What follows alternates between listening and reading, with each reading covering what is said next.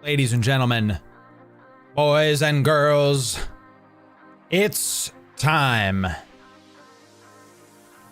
for another oh gosh, a fantastic day in New Eden. How we doing, everybody? I'm making up words, apparently. I don't know what fastic means, but now it's in your vernacular. You have to use it. I don't make the rules. Yes, I do. It's good to see everybody. Welcome in. Yes. And this, literally, plural, that emote was made by my college roommate. One of our first years of streaming, and it has stuck around, and it is fantastic. So what's up, everybody? Welcome in. Harton. It's good to see a plural. How we doing? Imported cheese. Bro is imported cheese. What's up? How we doing? James Lucy. It's good to see you. James, how are we doing today? So, a good fasting app to lose weight. Fastic. A good way to lose. That's a good, you know, chat. I'm going to make it happen. We're gonna get some funding for this. Yes, we are now a health and fitness stream. I am uniquely qualified, being a skinny, fat man over the age of 30, to be able to do stuff. Hey, chat, guess what? Can y'all still see me? Are we good? Is stream up? Stream's up? Stream up? Say 07 if you can see me.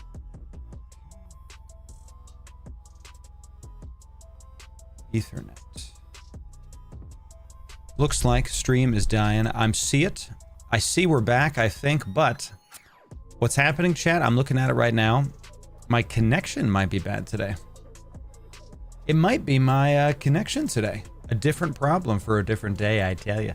Chat, sometimes the enemy works to try to make you frustrated and upset. And you know what? Sometimes the best you can do is just keep on going, right? So we're just going to try to keep on going. That's what we're going to try to do. So I see that we're still live. Yes. Okay. We are still live. I'm checking things. I just went live, y'all. Just went live. Okay. So we are still up. Good. We are still up. So let's just, we'll talk about some announcements and things. We'll not get to the actual gameplay until we like decide if our up down time is good. But we had a bit of a stutter. Not, literally not yesterday's problem, actually. Yesterday's problem was something else. So, hey, chat, welcome in. It's your first time here. It's good to see you. We normally don't have tech problems. Yesterday we did towards the end of the stream, and this morning looks like we got a couple. So, good to see you. How this normally works is if we go down, we'll go back up on just Twitch. Okay, if the stream goes down, we'll just go back up on Twitch. Why that is, streaming to one thing is easier on my system, and on YouTube it'll be like another video. You know what I mean? Like on YouTube, there isn't, I'm live, I can't go back live into that same video. On Twitch, it's one page. So everyone, press F5, refresh that ish, okay? Refresh that ish. All right, let's just see about it. I think we're good. For a moment there, my connection was just absolutely not working. And here we go. So, you know, we'll see. We'll see. Right. I want to be able to go back live on YouTube and X and all that other stuff. So, but sometimes it don't work. So chat, thank you. Refresh for that ISK. Thanks for sticking around, chat. But we had a little bit of a stutter this morning. Okay. Looks like we're good to go. Patience is the best reward. So, okay. I'm seeing we're healthy again from a up-down standpoint. My OBS is not in the red anymore. Okay. Good to see you, chat. Welcome in. We had some drop frames there for a sec and some loss of connection, but we're back. We're good to go. This is why you test in production. I don't normally test in production, chat, but when I do, okay. Welcome back. It's good to see you. Yesterday's stream, we actually lost a connection. Middle of our break, we had done our like reactions, and then, well, we lost our connection. So I think I found out the problem. And it was thanks to a community member in our inner conclave. Y'all know that we do a chat in our Discord for Twitch subs, YouTube members, and patrons. They get an exclusive chat that I like prioritize because that's how that goes. I am seeing that. Give me a second, chat. We good? One sec. X is giving me problems. Might just have tech problems today, chat. Okay.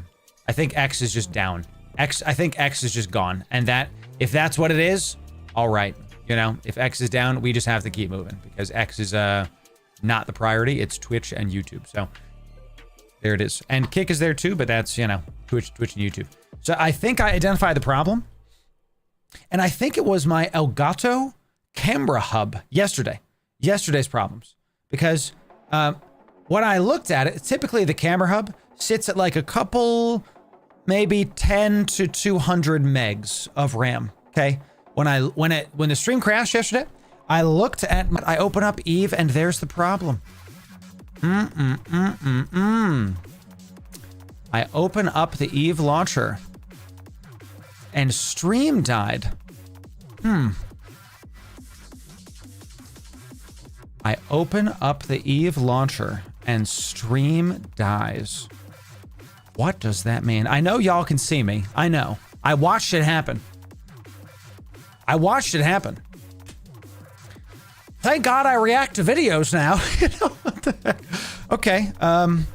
Sure. I guess we're not going to play Eve today. All right.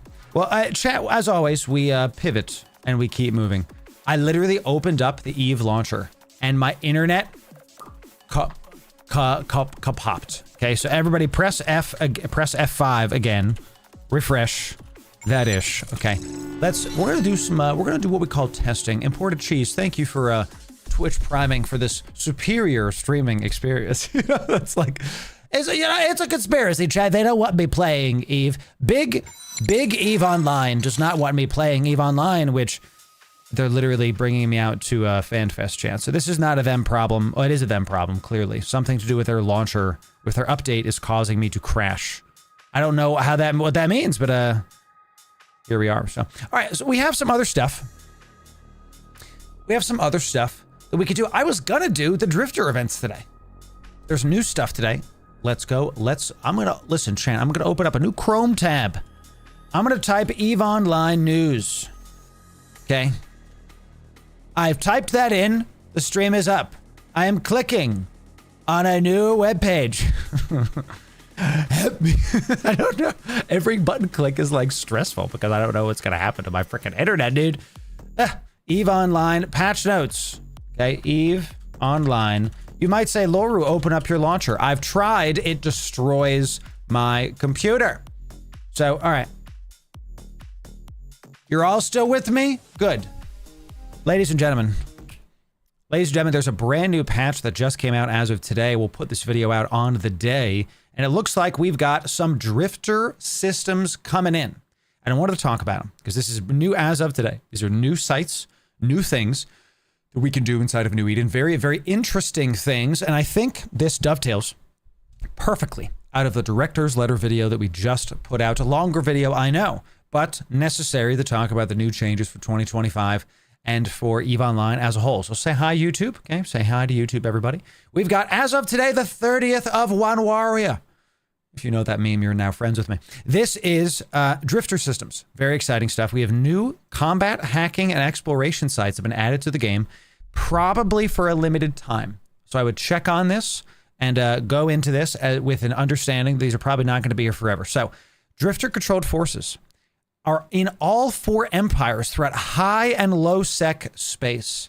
So this is exclusive to high and low sec space. But I will tell you, there is also sites in wormholes. Deep flow rifts are back. Deep flow rifts are back. This is another limited time site that I didn't do a guide on this. Maybe I should. You know, now that it's coming back again, we'll see. But these are back in wormhole space. Okay, so we're not seeing these affect null sec or Patron.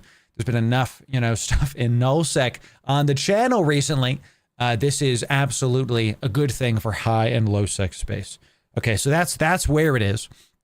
So you're going to see interstellar events in the air opportunities window. I would show you where that is, but my Eve client is crashing today. So instead, you're just going to have to trust me that it's in your air opportunities window on your Neocom. Check your left-hand bar.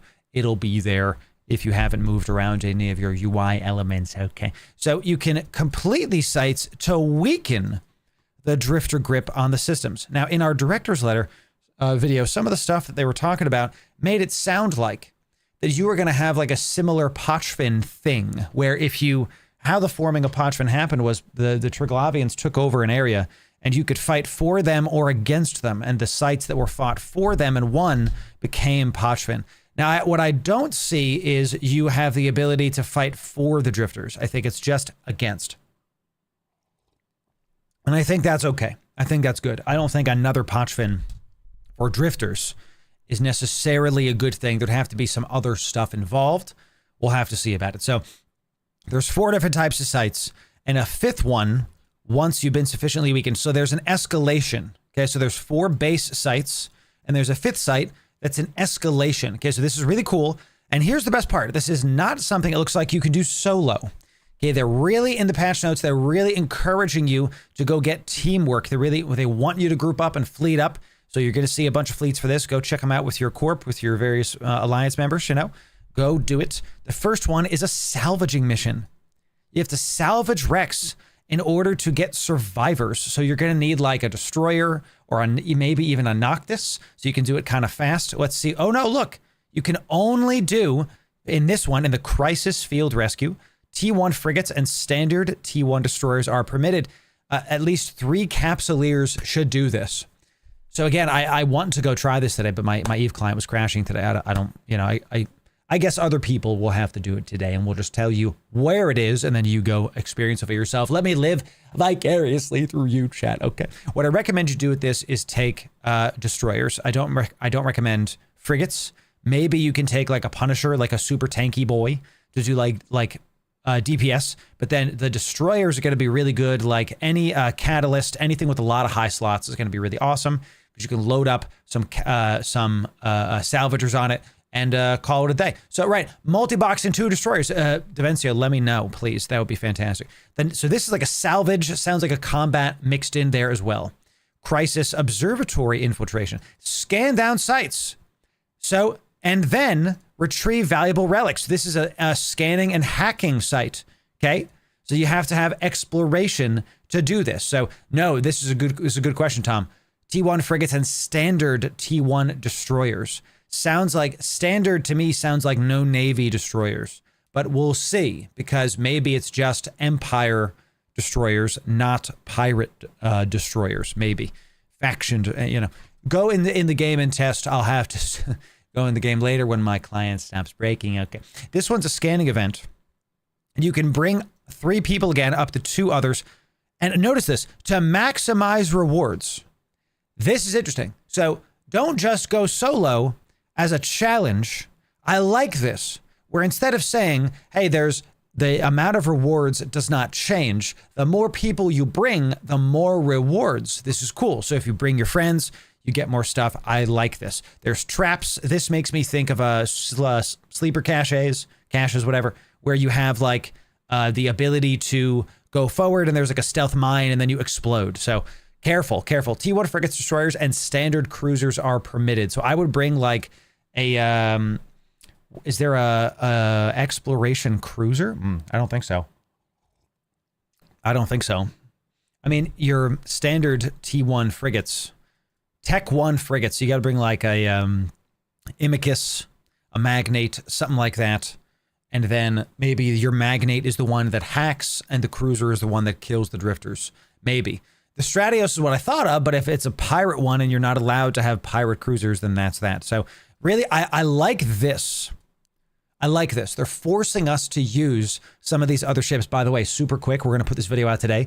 Industry people, these ships are going to go like hotcakes today because endgame players like myself, I don't keep around like Tech 1 cruisers for me to fly, right? So I'm going to go get a Vexor and I'm going to go do that. Maybe the price of these are going to go up today. Maybe go make a bunch of these ships or sell them if you got them stockpiled. There's your industry knowledge for the day. Whenever you see like, oh, new fun event is limited to this, maybe go sell those things, right? Go sell. Now it says the ships are limited, but not the modules, right? So you can probably bring the blingy stuff if you need to. So bigger, especially this one, right? Where you're going to have to probably tank some stuff with some active reps. Maybe like officer / Dead Space armor reps. If you have those lying around, you can go sell them. So it looks like Homefront Snow, which is good. I like this. I like that we talked about this on the directors that are React. They're taking the systems that have proven to be successful in the game and they're iterating on them and moving them out into other areas of New Eden. I like this. So that way we can expect a base, but the actual what it is different. This is a good thing, I think. All right, so this one is like hacking exploration. Bring your buddies, get some cruisers in there. What do I think the best ship is for this? What do I think the best cruiser is for this? I mean, something, I don't know the amount of combat ships in there, but you're probably going to have to bring something tanky, right? Something with the ability to like get through all the various things that you're going to be going after. So something with active reps most likely. Okay, so I would like to Don Pico, but my Eve client is breaking today, so we'll have to, something about the new patch is breaking my entire everything. So anyway, so Deathless Research Outpost. This research base is under attack by Drift forces, okay? Use remote repair modules. So you got a Logi-focused one, okay? To keep the structure alive. You can also destroy it yourself and sell these items to the highest bidder. 5 Capsuleers are recommended. Less is required to destroy it. So you can speed run this with your buddies. Frigates, destroyers, cruisers are permitted. So you can bring a bunch of cruisers and go kill it. Go get this hyperspace telemetry data. Maybe I would go put some buy orders in for these hyperspace telemetry data as well. Do a MOA is a great idea. Actually, MOA is a great ship or something like this. You get a nice buffer MOA, dude. Yes. Yes, that sounds like a really good idea. Get some blasters on that. Sounds great. So this is either get some Logi, right? Like 3 of your buddies can be in Logi cruisers and heal up the structure. 2 of them could be in like combat focused, like defend, because it's under attack. They're definitely going to come after you. So this is a Logi / combat one. Sounds cool. Lancer counter-offensive. Ooh. A Lancer Dreadnought owned by the Empire has been deployed to aid civilian structure. This is literally one of the like home fronts where you help a Lancer Dreadnought. Help it destroy the Drifter presence before its nefarious task can be completed.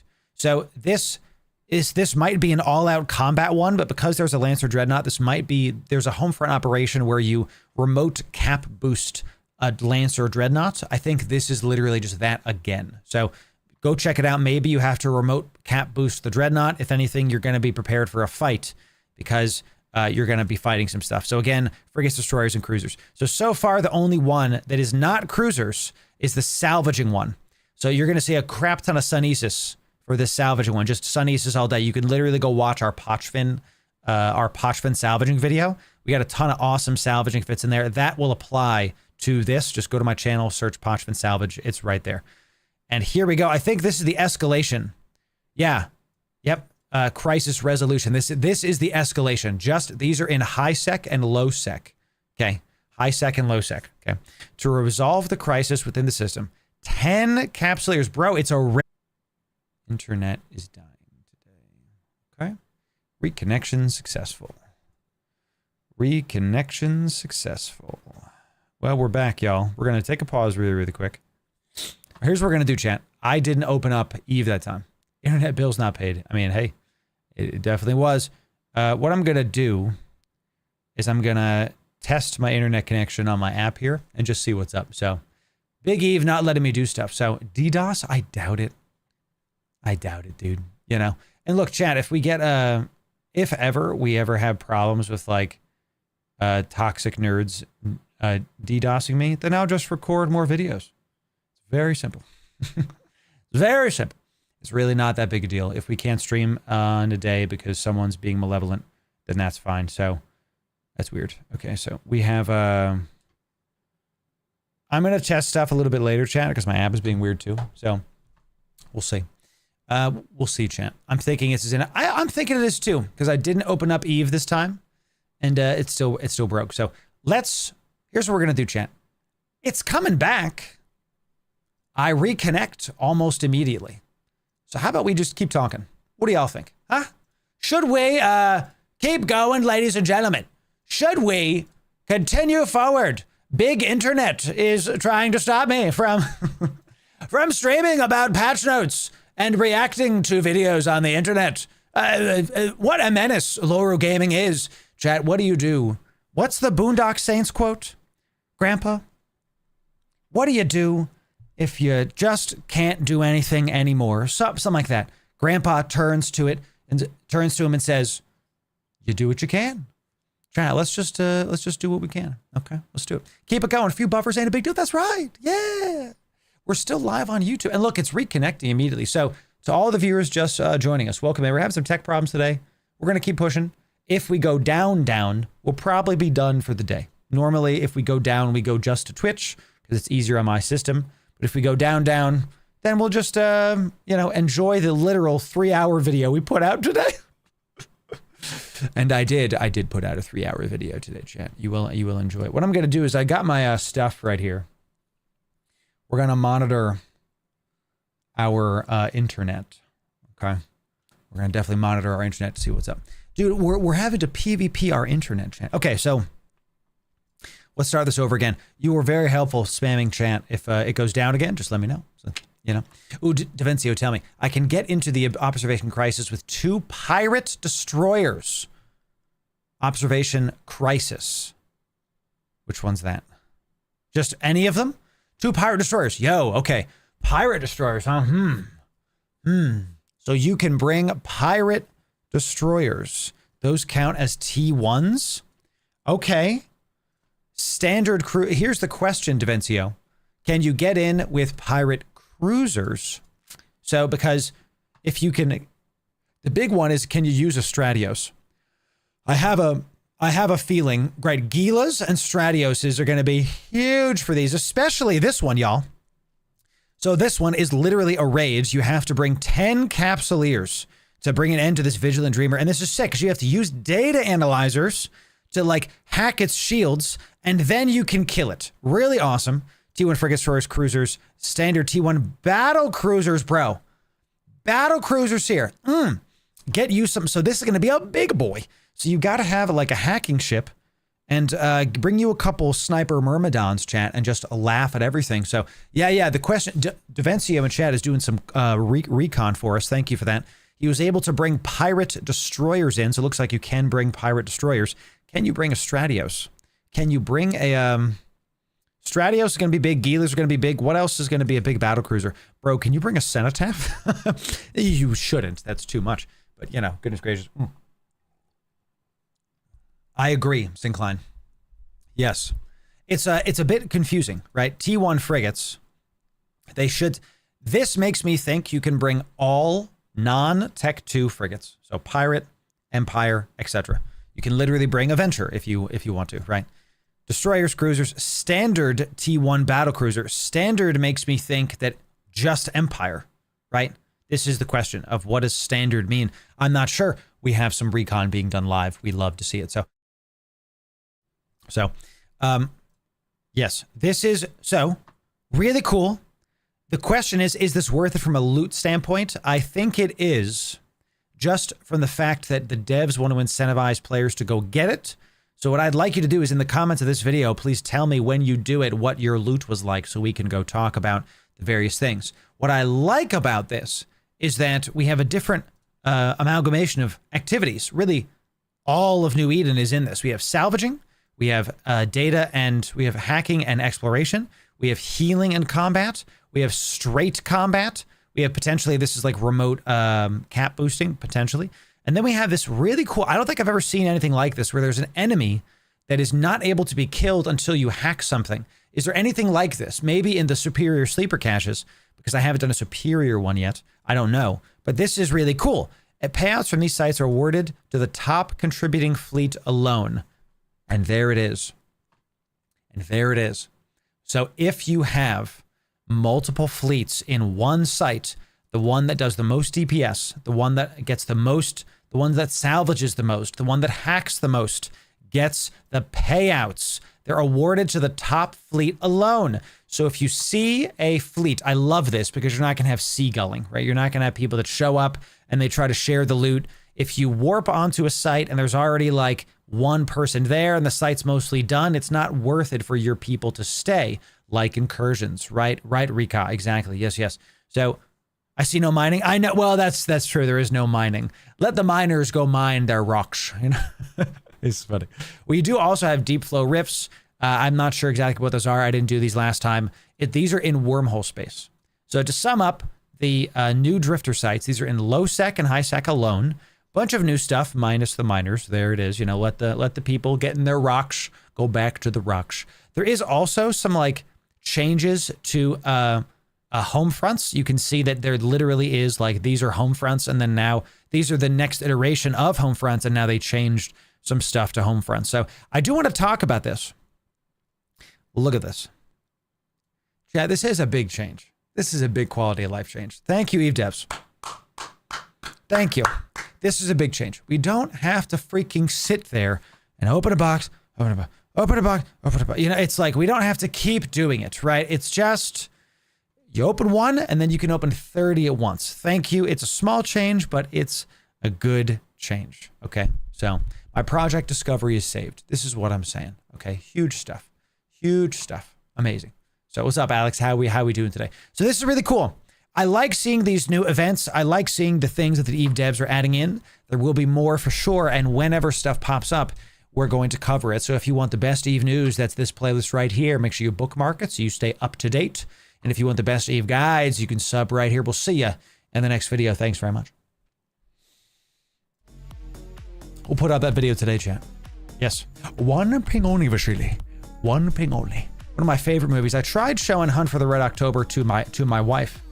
It's a bit too, I think it's more of like a masculine movie, you know, like she didn't want to, how do I like say this? I watched that movie and I'm enthralled from the moment the movie starts. Why? Okay. Sean Connery sitting on top of what looks like a boat, and it's a submarine, right? And it's like, how's the morning, Captain? Cold and hard. You know, he's like, Russian. He says this like broken Scottish Russian, and it zooms out and you're in the sub and my eyes get big and I'm like, awesome, this is sick. And my wife's like, oh, it's a sub, cool. I don't know what the difference is between like the male and female brain, right? But we just, us boys, you know, we look at that and we're like, yo, you know, he is quite, yes, Sean Connery. When he passed, I got emotional. The man himself, you know, the man himself. It's because Eve is a submarine. You are right about that, Sincline. You're actually correct. You're actually correct. So now I need to watch it today. Carbon Killer. Yes. One ping only, Vasily. One ping. I have read these books. Your conclusions were all wrong, Ryan. It's so good. There's so many. There's the Red October standing by. That was a good moment in Family Guy, right? Where it's like Red Leader standing by, Red October standing by. It's so funny, chat. All right, we do have, I had a show planned today, chat, and we are going to do some of that show, okay? But if you're just joining us, I'm having some internet problems today, okay? And what we're gonna do is we're just gonna keep going. Okay, it is the Crazy Ivan. We're not going to go into Eve today because it looks like my stuff is just completely breaking. And what I wanted to do today,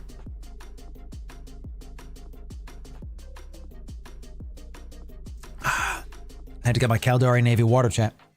Okay. What we wanted to do today is we wanted to look at a couple new games, and I wanted to talk about down the rabbit hole as well, Yesterday, we did look at No Man's Sky has a new, like, what do you want to call it? A new expansion.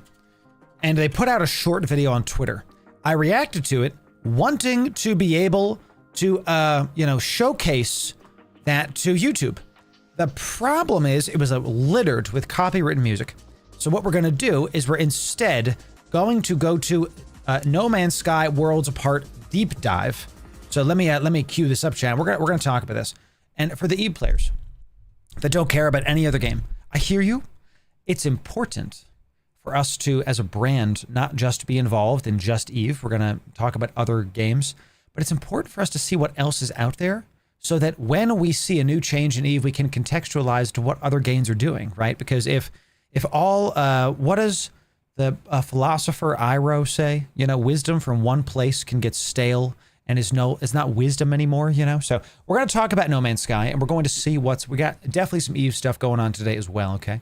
So I hear you, Justin, and it's not for everybody, but no game is. So let's start this now, okay? Ladies and gentlemen, No Man's Sky just put out a new expansion entitled Worlds Apart. And I wanted to go check this out. So here's the Hello Games. We're on Hello Games YouTube channel. And this is going to be where we are today. We're going to check this out, and we're going to see how this looks, the various things involved. Let's see what No Man's Sky has for us. Headphone warning, chat. We're going to fix this. Last year, we released Worlds Part 1, and it... All right, we're going to start here then. Cool. Last year, we released Worlds Part 1, and it was just the beginning. Cool. We can't wait to show people what we've been working on. New solar systems, new planets. The deep oceans are very intriguing to me. Hopefully they touch on that more. New terrain. Gotta tell you, something about it. New adventures. Oh. Got Nagrand. No Man's Sky is a game that we all truly love.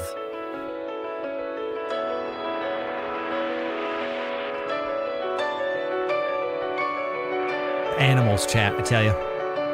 The animals are something else in this freaking game. Is it like Subnautica? That's a great question. They just added deep oceans, and the short answer is probably not. Okay, I don't know how big the Leviathans and whatever are in the deep ocean. I don't know.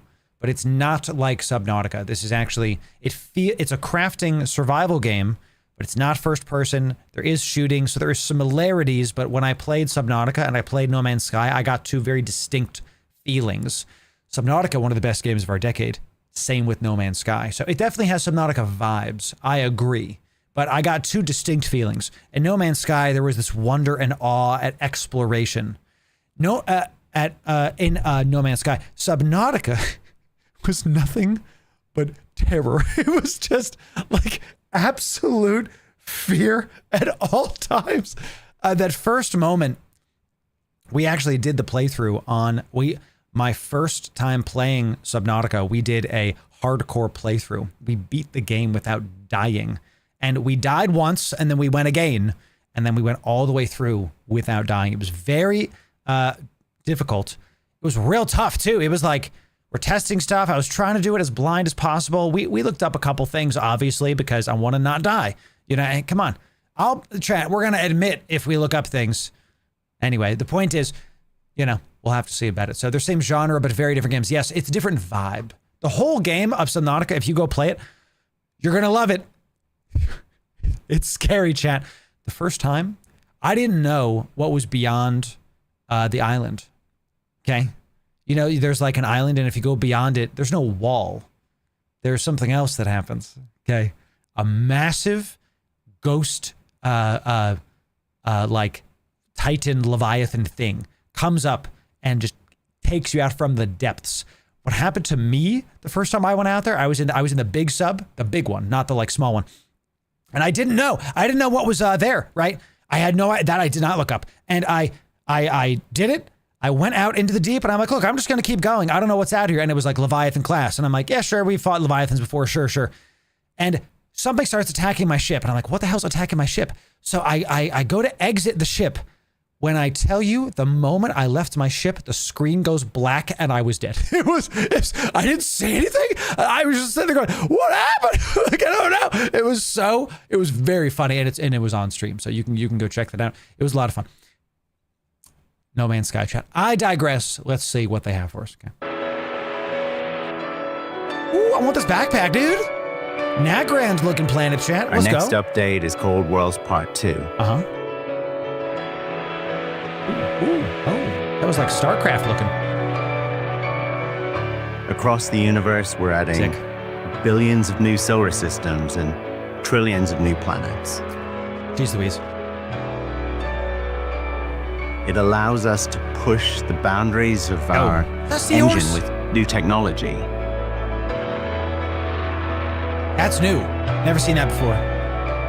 Introducing new biomes and terrains without changing what people already love about the game. Big deal. Big deal.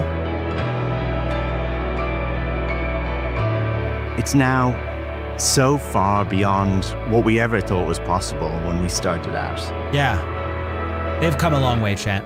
It's really great. It looks phenomenal. It really does. I've been working on a new terrain system for a little while now. Okay. Terrain is more detailed, far more varied. I like that. Huge mountains and these massive features. That was one of my biggest complaints when I was playing No Man's Sky, was I would go to a planet and it was basically the same planet as the last one, but with different trees, right? You know, that was it. So now if I go to a planet and it might be a flat desert planet, and I go to another one, it might be an icy mountain planet. That's really sick. That's really sick. Oh, dude, yeah, the Thasalophobia is real. I love Sea of Thieves. Chat, if I can get enough traction on my channel that I can hire a team of editors behind me and I can stream more, I would love to have like Sea of Thieves Community Day. We all roll around on pirate ships and get some booty. You know, we have to go get some booty, yes. And we can have like maybe some No Man's Sky streams. I'd like to do not just Eve, primarily Eve, because we are always and shall be a primary Eve channel, you know, for the foreseeable future. But chat, there are other worlds out there. Yeah, dude, I want that cloak. I'm got some Fremen vibes, genuinely right? at my happiest working on this stuff. Yes, sir. Love the capes. No capes, chat. The team is... we're extremely busy on Light No Fire. Yep. Yo, Light No Fire is going to be so sick. Oh my gosh, chat, it's going to be... Okay, if you don't know, Light No Fire is their new game. It's basically No Man's Sky on one planet, fantasy style. So it's like Skyrim, but with the No Man's Sky paint job. Yes, please. Ho, ho, chat. And Redwall fans unite, apparently. Okay, I got to tell my little brother, he read all the Redwall books. We got badgers and rabbits, chat, and whatever that was, an ogre or something. And we got, I think that's a human. Dude, if you liked Redwall as a kid, that's like a series about like warring bunnies and rats and raccoons. It is. And it's honestly like one of the most well-loved books of that like generation, okay? Looks like they're eating good. Look at this. Each time we push our engine. Chat, you had my curiosity, but now you have my attention. Dragon mounts?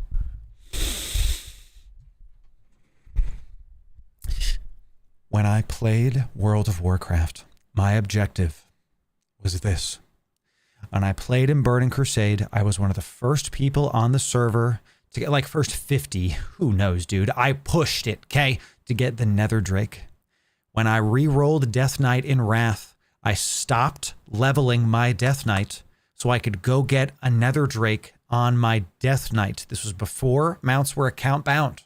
So I was rolling around as a Death Knight with a Nether Drake, and people were like, "Hey, Loru, how'd you get that Nether Drake? Oh my God, he grinded for it, didn't he? Oh my God." Yes, I did. Yes. Fenris, I saw you on the island, brother. You know, we were both getting those eggs. You know, this, dude, the Hippogriff was sick, plural. I love me some Hippogriff. I never got Alar, the Ashes of Alar. I never got Invincible, the Lich King mount either, but I did get Rivendare's mount on the blue undead horse for my Death Knight. I rode that around like crazy, dude. I was a big Death Knight in Wrath. I was the main tank. It was a lot of fun. This... We're going to cover this, chat. New places, though. We have this urge to share it with the community, with No Man's Sky. Gas giants are truly epic. 10 times bigger than our biggest planet. Let's go.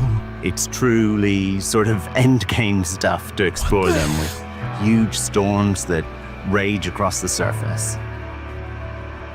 New tech allows oceans that can be several kilometers deep. A new lighting system. Did he say kilometers?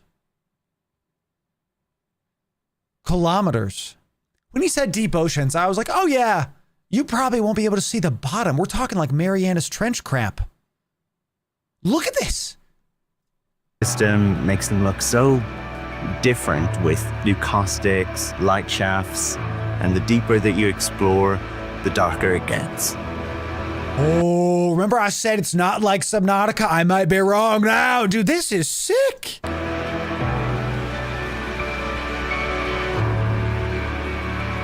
This fills me with so much joy, chat, okay? Stop playing games that don't inspire feelings in you, okay? Good feelings. Like EVE Online does that for me, okay? When I'm figuring out a fit for a ship and I do the ship and I test that and it doesn't work and I'm like, okay, I got to come back and I got to test it and then I try it again and then it works a little better and I'm like, okay, all right. There's like it feels like I'm an engineer, you know, I'm trying to like fit the ship right and I go out and I do a thing. Or when I'm hunting in like a PvP ship, it makes me, you really feel like you're like a fox and that's a rabbit. You know, you're like really trying to outmaneuver stuff. When you're a miner and you're chilling, you as your cargo hold fills up, you can really like, you get these little hits of dopamine, you know, you feel like an industrialist and like your ship is like dirty and it has like ore grime on and like dust from, you know, all the rock. You feel like what you're doing, you know. I get the same feeling in No Man's Sky. But will it run on my GTX 970? Probably not, you know what I'm saying? Play games that inspire. Moments where you're exploring and suddenly some huge creature comes into view. Oh! And it's just incredible. Mollusk time. That was a seahorse. Seahorse. Chat, I got to do a... Look, poll in chat right now. Just type in all the live chats. Should I do a Subnautica? Sorry, I already did that. Should I do a No Man's Sky hardcore playthrough? We tried to do this. We did this years ago, and I died a bunch. I'm better at the game now. Should I played a decent amount of it. Should I do a No Man's Sky hardcore stream playthrough? Should I do it? Yes or no in chat. Just type it. Just type it. Let's go. So far, so good. All right. We'll have to see. Sure. I'll take sure. Okay. I have to do hardcore. Gotta be hardcore. All right. Looks like, because I got to chat and I got it on my Xbox. We'll have to figure it out. I like this chat. Permadeath. Gotta be permadeath. Oh, see, and always bladed. This is, and I've said this to all the patrons because they get the previews for this.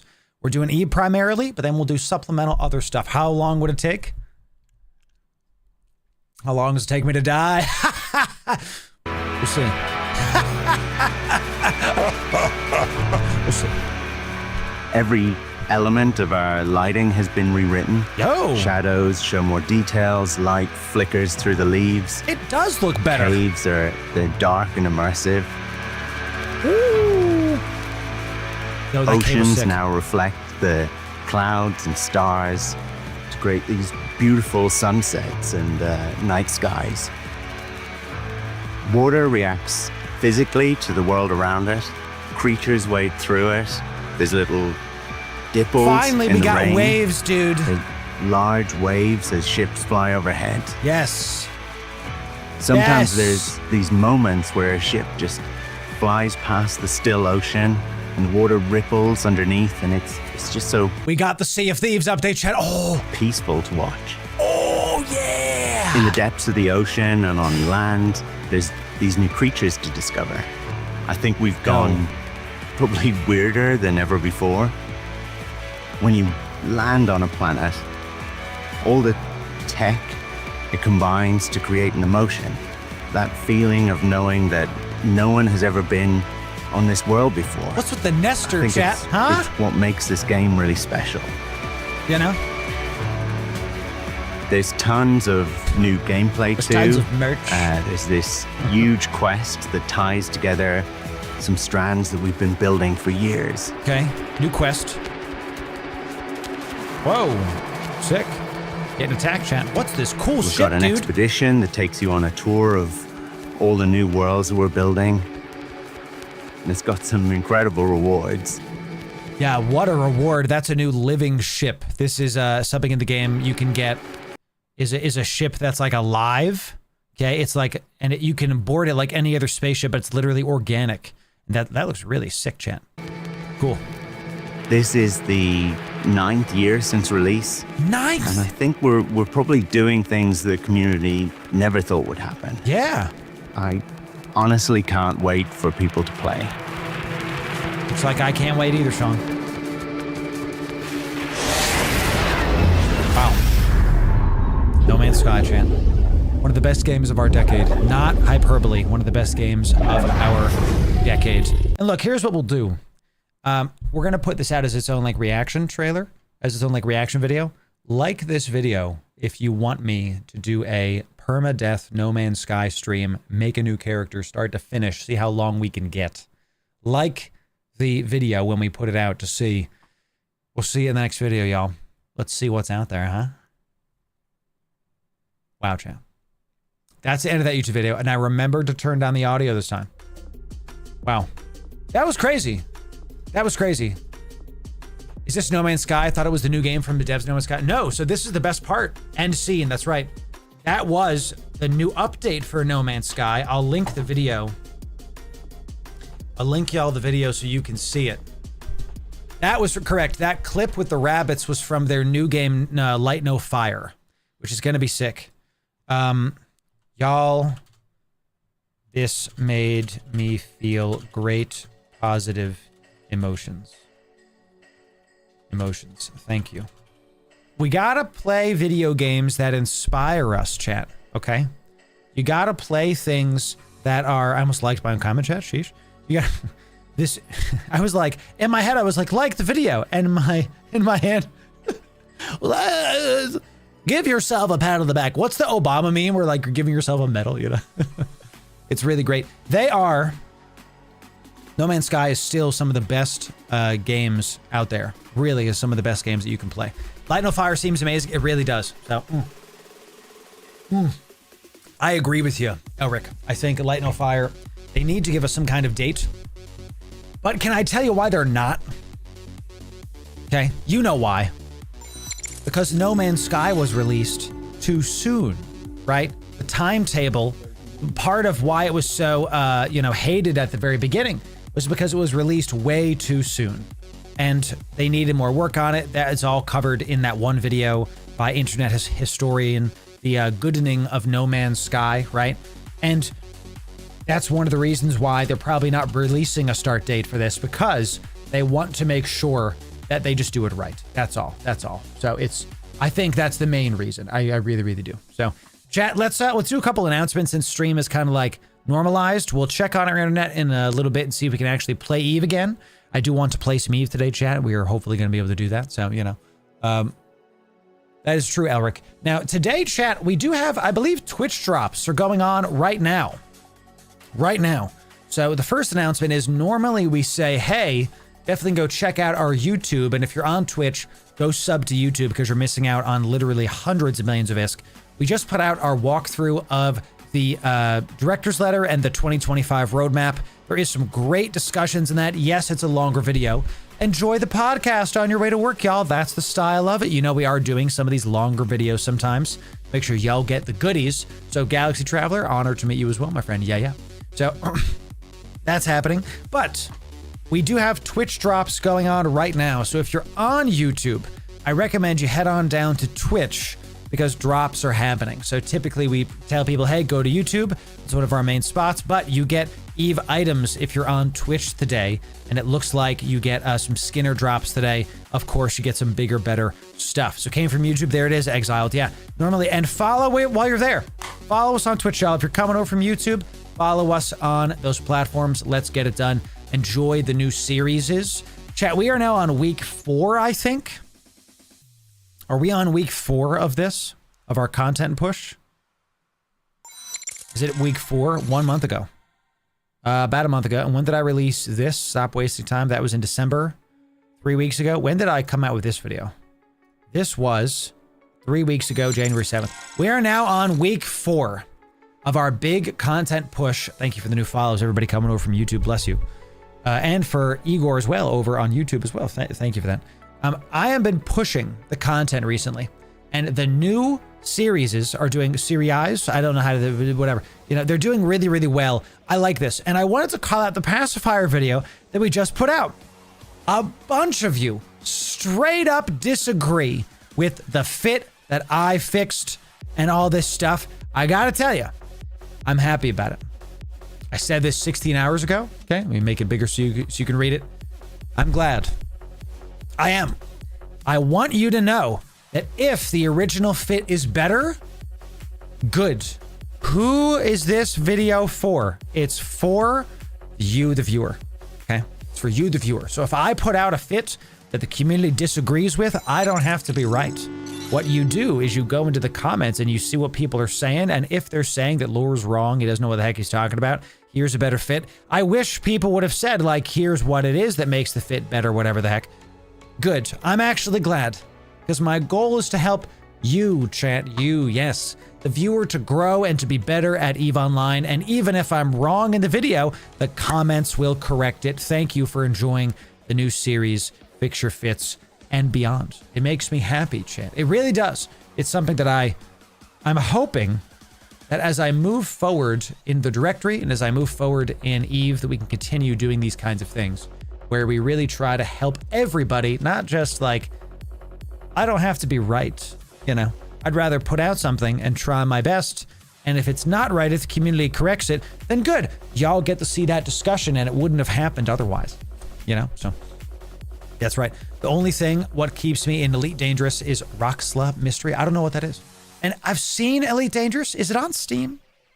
Maybe I'll go try Elite Dangerous out too. So Prime second monitor content. There it is, McCavity. This is what I'm saying. I know my demographic. EVE players want something to do while they're mining, while they're exploring the dangerous areas of New Eden. That's what it's there for. So we got Soaz coming in. Twitch primed. Out of your mind. Amazing stuff. Thank you very much. And Harton coming in. Tier 1. Out of your mind. Amazing. Thank you very much for that. Appreciate it. Appreciate it. Welcome in, everybody. It's good to see you. Chat, we are having a good day today, even with tech problems a little bit. That's what happens. We're going to talk about EVE in a little bit. We're going to try to sign back into EVE in a little bit. I want to do something. Okay? We're not just going to talk about No Man's Sky today, okay? Let me get this audio right, okay? Do this audio before I start it. There is another path for you. Right here, good, okay. I think the audio looks good. Ladies and gentlemen, in addition to looking at EVE Online, we want to check out what's in the space. And a game that's been on my radar for some time is Dune Awakening. And today we're going to look at the gameplay reveal that happened recently. It was a couple months ago, but it's new to me. We're going to see how this looks. I'm going to give you my takes on how this is a thing, and I'm going to see if this is worth your time. Let's see if Dune Awakening is worth our time, y'all. Say hi, YouTube. There is another path for you. Another path. I'll turn it down a little bit. It's too loud. Awaken. We're going to bar.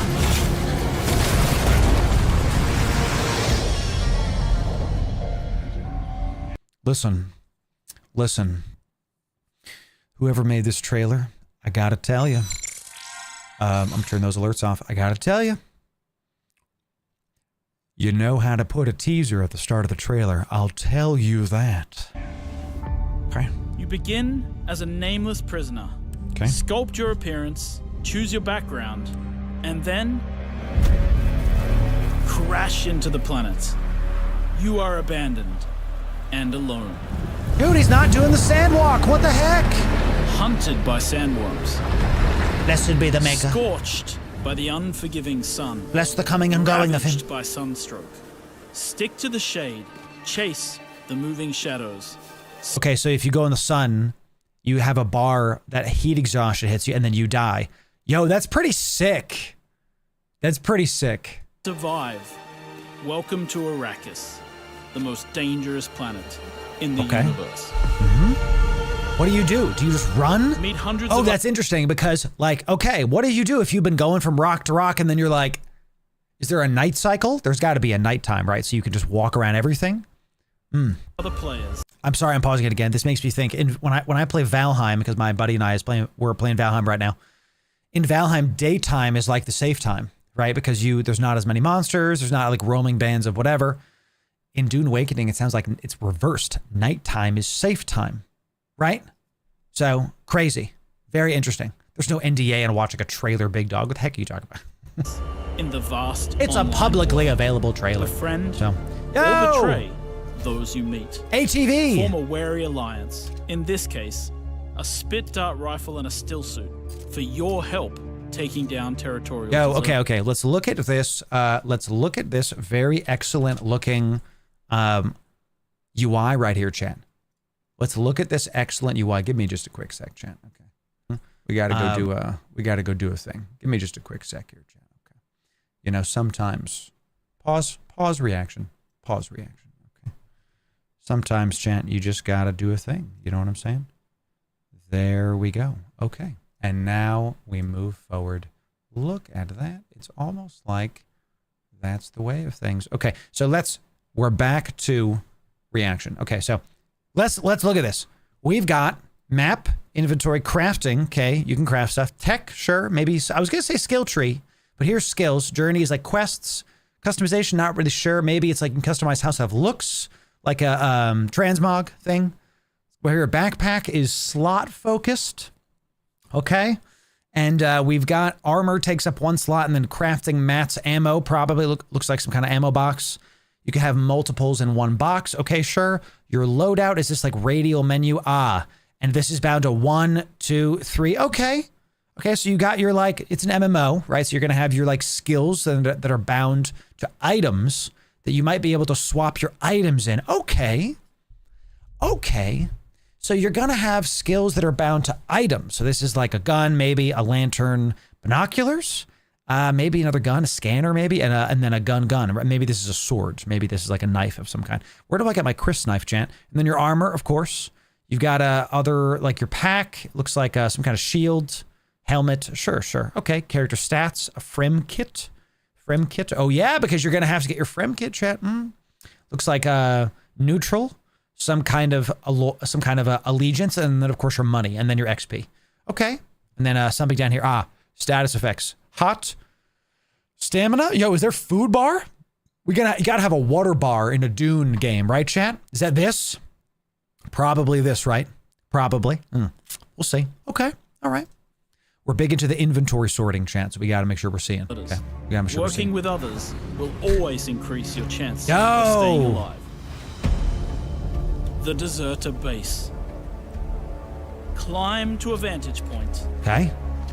and prepare for violence. You can climb up stuff. Your choice of weapons and abilities determines your strategy. Interesting. Swordmasters lead the charge into battle. Literally. Sick. Repel ranged attacks with a shield and then take them out one by one. Sick. Deploy the We're gonna pause a lot because I want to like talk about what I'm seeing. An MMO dies if the combat sucks. Period. Full stop. Literally nothing else matters. An MMO does not work if the combat don't feel good. One of the reasons that New World did as well as it did was because the combat was genuinely good. It was fun. Now they had some other issues. Yeah, that's another video. But the combat was good. Okay, that was very excellent. Okay, this was it was actually fantastic. Okay, this is something that here, chat. One sec. Chat. Sometimes people come in and they're just mad about nothing, and then we just ban them, and then we keep going. Okay. We're not going to worry about it. Thank you very much. Bye-bye now. So, by the way, if someone's asking why are you not in just chatting, Chan, I want you to get your Eve drops. So go get your Eve drops. Okay. We're going to talk about Eve throughout the day. We're just talking about other games right now. So if people are coming in chat and trolling, just let them troll. My mods will ban them. I'll ban them. I'm not really worried about them. Okay. So let people be jerks. We just ban them and keep moving. So don't worry about the idiots. So anyway, it literally rises and falls with combat. So let's look at this. We got our health bar in the bottom left. We've got what looks like a stamina bar and maybe an energy bar. And here's your water bar. Ah, there it is. Yes. And we got some skills. Looks like a vault, some kind of grenade, and then like a knee. So do you see the bumpers? Ah, you can use a controller for this game. Don't know about that, chat. Unsure. We got a little map indicator. Looks like you're going to be able to, like Skyrim style, see some resources up here. Okay. Okay. Interesting. So we'll have to see about that. Let's rewind it a little bit. Let's rewind it. Repel ranged attacks with a shield, and then take them out, one by one. I like it. Deploy the Hunter Seeker and kill from the shadows. Oh, yo, that was sick. Go back. From the shadows. Do you get to control the Hunter Seeker? It's like one of your skills? Take what you can from jetpacks, looting. On Arrakis, nothing of value is wasted. Yep. Mine, harvest, and gather with your group to build bases and unlock more advanced equipment, like the blood purifier. What? Refine the blood you collected from your enemies to extract drinkable water. Okay. Look, on brand for Dune. Real dark, chat. That's real dark. So you can make bases with your buddies. So you kill an enemy and you take their blood, which is a heck of a thing. What is this, V Rising? Which I still have to check out that game, chat. So this is buildable by players? Are you telling me? I agree, by the way, Tanner. If it's just like you're just big chilling, I think that makes sense. Is this buildable by players? Is that what you're telling me? Because that's pretty sick. Looks similar to Conan Exiles. There's a reason for that. I think this company made that game. I think. So, pretty sure. This is cool. So, and look, you're already kind of seeing like wind thing, maybe is a generator, right? Maybe these are moisture traps to collect water. You're seeing a mining node here. This is really cool. They made Conan Exiles. There it is. Right. So Rust, Bud, and Dune. Yeah, sign me up. Yes, please, dude. Yes, please. Harvest and gather with your group to build bases and unlock more advanced equipment. Got another crafter here. Got like a table with some, we can show off some stuff with my buddies. This looks real big and cozy. Like the blood purifier. Can't get over that, dude. Refine the blood you collected from your enemies to extract drinkable water. Okay. Craft improved equipment using fabricators. Yep.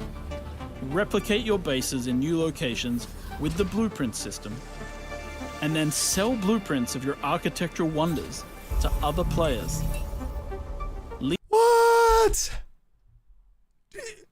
When I play I'm going to talk about Valheim a lot because, first of all, this looks like Valheim to me, where you have some kind of like fabricator thing that builds an item, right? And you have like, you can build a vase and, a pot, whatever. Banners, furniture, lighting, favorites. Okay, so you can favorite stuff. Sick. Really cool. So build, piece picker, repair, move, demolish, right? So you just got basic building, but this looks really awesome. If I could ask for one thing in Valheim, one of my favorite games in the past 5 years, chat, it would be to template a base and just be able to place it another spot. Now, I understand in the fantasy genre, that doesn't really make sense. Here, though, where it's technological focused, right? I love that. Sell the blueprints to other people. Okay? So if you're like, look, here's my mining base, you're going to have people that are going to build like the cheapest mining base to mine and to have like a little ore depot in the desert. Or like, here's the best starting base, cheapest to craft. This encourages community competition almost. What is the best newbie house to make? What is the best newbie house for 5 people? For 10 people? Looks like you can have like guilds, I guess, if it's an MMO. This is interesting. This is super interesting. Right. Sell troll bases. Like exactly like it's a... Here's the best newbie base. And it's just like a house with like a hole. Like, hey, here you go. It's going to be interesting. It's going to be interesting. So I think this is going to be super intriguing. So I'm very intrigued as to what this is going to be, chat. Lead your group to become a guild. On Arrakis, There it is. a nameless prisoner Guild. can rise, construct an ornithopter, and take to the air. Oh, The yo! world is yours to claim. You don't make it by making ornithopter, right? You don't make an ornithopter. You make the parts of an ornithopter. Let's rewind it. So it looks like there's different pieces. So I'm sure you're going to be able to unlock, I'm thinking MMO style, you're going to be able to unlock like epic versus like purple, blue, and green wings and chassis. And maybe you can have an ornithopter. All right, look, light ornithopter chassis O. See what I'm saying? So you can unlock better versions, maybe with better armor, better speed.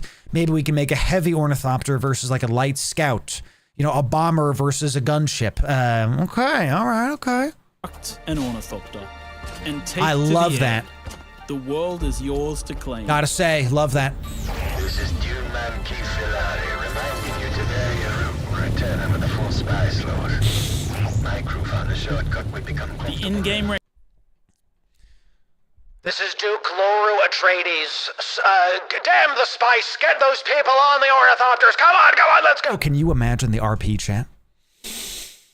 Can you imagine the RP, dude? Listen, chat, I started this video thinking I was going to see another generic MMO where you build and you craft and you do a couple stuff. Do you see the possibilities, baby? I do. Maybe there'll be Contraband in this sector that we have to get! you know, like we do in our other videos. Oh, baby. I'm excited, chat. provides insight into key All right, events. let's look at this. Let's look at this. Track journey. We got a quest. We got some more nodes. Exit vehicle interactions. Vulture. That must be your gun, maybe. Headlights. Sick. Free look. Okay, you can look around.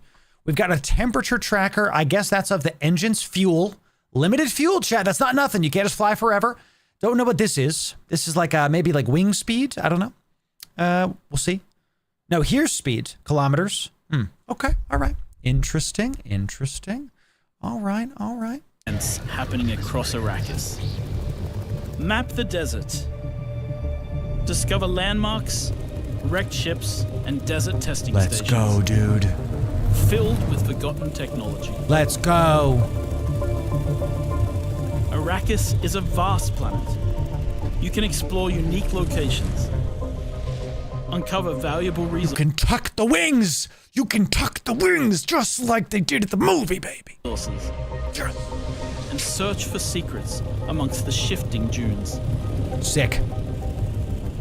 How am I gonna have time? Oh no. How am I gonna have time for this game? Oh no. And then return to civilization triumphant Ah. with what you found. Harko Village throngs with people. Harko Spice Village. traders, guild bankers, smugglers, house envoys, and of course, other players. Sick. Here, you will pledge allegiance to one of the great houses of Dune, Awesome. the Hark. Big Destiny vibes. Big Destiny vibes. This is a good thing. This is a good thing. Glide mode to conserve fuel, Warling. You know, the great MMO struggle is right. Right, the game looks sick. It isn't rushed out. I agree it doesn't feel like it's rushed out. So, Oaken says, what do I use for my voice changer? I have a Go XLR. Now, I'll caution you, though. The Go XLR is discontinued tech. Eventually, it's going to not work anymore. I just have one from back in the day, and I haven't bought something new, but it's a Go XLR. So, you know. Do we know how multiplayer works? Private servers like Valheim? They've said it's an MMO. I think it's like WoW. I think that's better.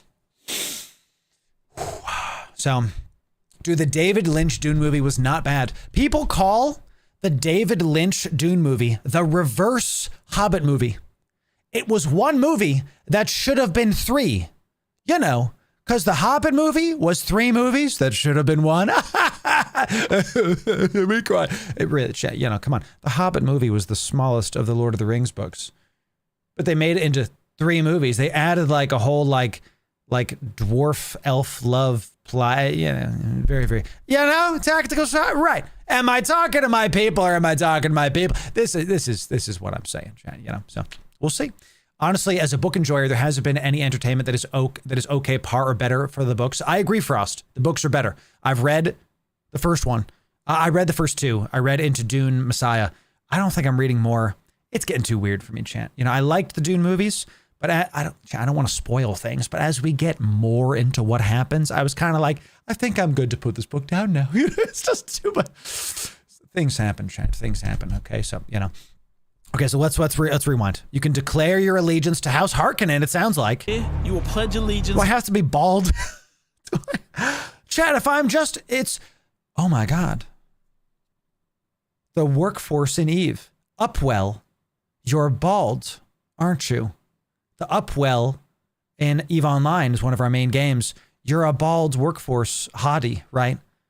And the Harkonnens, if you pledge allegiance to them, do you have to become a bald hottie? Are the Harkonnens the Upwell Corporation? Is this the connection we've been wanting, chat? It might be. I agree, Bori. I totally agree. To one of the great houses of Dune, the Harkonnens. But remember, to play politics, you need power. Okay. And on Arrakis, spice is power. Yep. In the deep desert, beyond the shield wall, hundreds of players scour the landscape, hunting for spice. Every spice blow has the potential to become a heated battle, with multiple guilds vying for the precious melange. Sick! Even when it looks like defeat is inevitable. Those who understand desert power can awaken Arrakis itself. Where's the worm? Grapple? Grapples! They had to do it.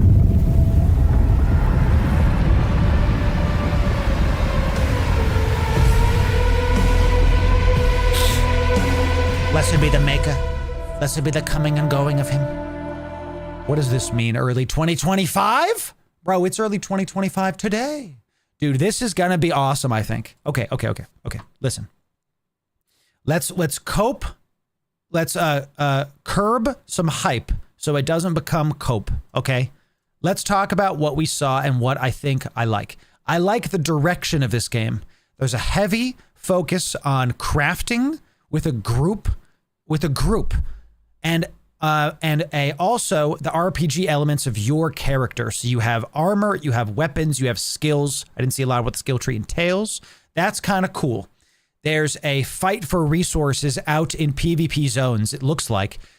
Ladies and gentlemen, one of my favorite gaming experiences of all time, and I talk about it a lot, was the Dark Zone in Division 1, not Division 2. I didn't play much of Division 2. I don't know what they did to it. It didn't feel the same. Doesn't matter. Division 1. It was primal. There was something like run and gun, very visceral about it. Like when you got that one blue or purple out of the zone, it was like, it really was like you like really earned it. You know, something I haven't really felt in a game elsewhere. Right, Div 1. Oh, Div 1, dude, was so awesome. That if the spice fields are kind of like that, where the best gear is like that, I like this. I'll tell you, though, that what I'm seeing from a combat standpoint, this part, we saw clips. I need a little... I don't see a health bar on these guys. How do I know if this isn't just bullet sponge? One of the problems with Division 1 was that the enemies ended up just becoming bullet sponges, right? Something they did better in Division 2 was... bosses had things you have to do to kill them, right? Where like there was a flamethrower guy that was heavily armored from the front, but his gas can in the back, you had to have a sniper to hit the gas can, and that's what killed him. You know, that was really cool. Stuff like that. So I'd be interested to see more of the gameplay and how it plays, and this was kind of cool, where you have some kind of like, I don't know what this was. This was like some kind of like a projection of yourself, you know? Maybe it's like this is what you want to do. Kind of thing, boop, and then you elbow him and you do a little Destiny Titan kick, and there it is, right? So the combat is going to make or break this game. I like that we have some gunplay. Looks like we have some tools to use, some like on cooldown things you can do. That's very Division 1. Fine with me. Very, very Destiny. Fine with me. I see a stamina bar. We're going to have to see what the stamina bar entails. We have different guns. We have SMGs. We have rifles. We have a sword. We have swarm combat. Did he parry that just now? Did he? I'm trying to really deep dive this, chat, because it's so, the combat is the thing. That looked like a parry to me, like Witcher style. You know, boop, boop. That looked like a parry to me. The Hunter Seeker, this looks, let's see. I want to see the UI of the Hunter Seeker. I want to see the UI. Show me the like, and wait for it, pause. So, exit vehicle. So this is a controllable vehicle that you can use to, you can peruse it to explode onto somebody. Pretty sick. Pretty sick. Jetpack is kind of cool. Got the gravity thing like in Dune 2, like in Dune Part 2, okay? From a combat standpoint, I like what I see so far, but I'm going to have to play it myself. What I'm going to tell you right now before I go any further, don't pre-order games. Do not. I'm going to pre-order this. I'm going to go buy it, and then I'm going to play it and give you my review, my honest review. We're going to stream it. We're going to make content on it. I'm going to show you, okay? Don't go pre-order this game. If you're skeptical, literally don't spend money. Do not spend money. Let me go spend the money, see what I think about it, and then you can make your own informed decision, because my priority is always you, the viewer. So if it's good, we're going to talk about it. If it sucks, I'm going to talk about it. I got to tell you, from what I see so far, I think this has the potential to be good. I don't know if it's great. We'll have to see. The crafting stuff interests me a lot. A lot. I am big into crafting. We talked about Valheim in this video. This kind of feels like that, where you go out into the world, you mine stuff, and then you come back and you do crafting at your base. We have various crafting stations. We've got some like blood thing to get the water. Sure. We got the fabricators, very sci-fi vibes. We love to see it. I like the lighting. I love how the house looks. Looks real good. Imagine you're with your buddies and you build up this big house and you like build stuff together. Pretty sick. One of my favorite things about the Division 1 was as you progressed through the game, your home base got upgraded. It became less dirty. More NPC people moved in. More people and like not just interactables, but like there was a hustle and bustle. You could visually see your progression. Okay. If that's this, I'm in, dude. That's really awesome. I'm super happy about this. The last game I pre-ordered was Half-Life 2, dude. Let's go. Let's go. I love to see it, man. I love to see it. Division 1 runs with Patreons. I don't know what that means. I don't keep up with what Division 1's doing. I'm not sure. So if you end up liking this title, will you join a group and run a group? If I end up liking this title, I'm going to see about making content for it, what that entails, while still having EVE Online be our primary game. That's it. That's it. So I like the focus on crafting. I like this UI. I like how this kind of looks and feels. You've got stations for crafting. It still has the sci-fi vibe. This to me is really sick, where you can just template stuff. So if you make a base and it dies, if someone, maybe there's PvP and people can kill your base, right? Maybe, I don't know how this works. Then if it's like Rust, where, you know what? This kind of makes me think it's not like WoW. It's more going to be like Rust, where there's going to be servers where you can establish a spot and then be killed and raided at various times. Maybe that's the case. Maybe. If I had to guess, it's more like Rust than it is like WoW, I think. If I had to guess. I don't know. I'm just, you know. If your base dies though, you have a templated, you can just drop it somewhere else and it's the same base. That's pretty cool. That's pretty cool. I agree with that Qualitech. I think the base might be safe, but the spice mining is full PvP. But if they're doing something like Valheim, you might have to go set up an outpost to refine the spice near where you gather it, and that base can be taken, maybe. Kind of like how in EVE, they just changed Pochfin, where the observatory flashpoints, they used to just give money right into your wallet. Now they drop loot that you have to go take and sell. So there's some player counterplay there. That'll be super interesting. That'll be super interesting. So it'll be whoever the biggest group wins, to be honest. Maybe. We'll see. So, and then you've got these templates. You can sell them to the players for like, hey, if you want to use my template, that means there's going to be a limited run of some of these templates. Kind of like the Skinner system has limited uses. Interesting. This to me is super sick. Instead of this to me, I got to tell you, this really piqued my interest. This, instead of just make me Ornithopter, you have to assemble the parts, and the players are now able to mix and match things and see what's good, what's not. I like this. This is interesting and very intriguing. Something I wish, by the way, would come to EVE Online. Looks like that's going to be something in EVE Frontier. We'll talk more about that as it happens. Okay. Really cool. I like this a lot. How you fly in the game looks interesting. It looks real clean. I got to be honest with you. This looks real clean, okay? You can still see the overview. I like how you can kind of... looks like the piloting is less Star Citizen, more No Man's Sky. That's a good thing in my opinion. I think Star Citizen is too complex. This has to be approachable. This is the exploration side of this, where you're in an ornithopter, just zipping around. And there's another ornithopter up there, and you're talking to your guild, and this is gonna be fun. I think so. This looks fun to me. Okay. Now I will tell you though. Let's talk about some bad. There is a ton of pre-recorded scenes in this where they say it's gameplay, but then they have these like in-betweens that are clearly pre-recorded. So take this with a grain of salt, what you see, because this is not you playing the game, right? This is them giving the best shot possible. So rein in some like, this will be the best game ever. I hope it's good, honestly, because I love the Dune movies and I like the Dune books. Again, I've only read the first 2. I'm not really reading more because it gets weird. So this, I think, has the potential to be good, but let's just be careful here.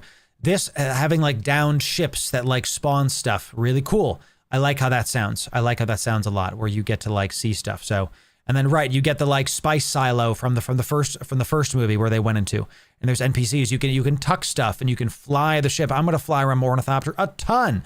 Can you shoot other players in their ornithopters? I hope so. The fact that you can go back to the main city. So there isn't just you're only with your guilds in a little hovel that y'all made. You have to go back to the main city to get the vendors, the reputation vendors, right? This is where you're going to have to see, can you declare for House Atreides, most likely? But that's going to lock you for certain quests. Can you declare for House Harkonnen? That's going to lock you for certain quests. I almost guarantee you that that's going to be the main point of the social interactions of the game, is you're going to have people that have declared for the Harkonnens versus declared for the Atreides, and now they're going to go PvP. Kind of like how you have a Horde versus Alliance thing in World of Warcraft, which again, I like this. Now, this part was pretty hype. You got the binoculars, and I didn't really get to see this too much because I was too busy being very excited. Looks like you can drop a spice miner of some kind. I assume you're going to get bigger ones like in the movie, and then you have to defend it. So you can drive a tank. That's not just ornithopters. You have, looks like a minigun here, so you can go fight people with that stuff. Like that scene right there, where it's like, look, you can snipe people with your sniper. This is kind of lame. It's like clearly this is like pre-recorded chat. You could get headshots. Whatever. We'll see. You're gonna have to like rocket the tank for sure. See, and that looks like it was a different ornithopter. See how this was like a bomber. Okay. This was like it was a bomber instead of like a flying, and that was right. It flies in and then it explodes. This is all. It has 2. See, it's like a Y-wing instead of an X-wing. See what I'm saying? It's got 2 chassis, right? Okay, we'll see. This looks interesting, chat. And then of course you can summon Shai Hulud, and you've got the big. Look at this message. Was downed by somebody. So this is PvP. It's not just PvE. I like the flamethrower, chat. That's like pretty sick.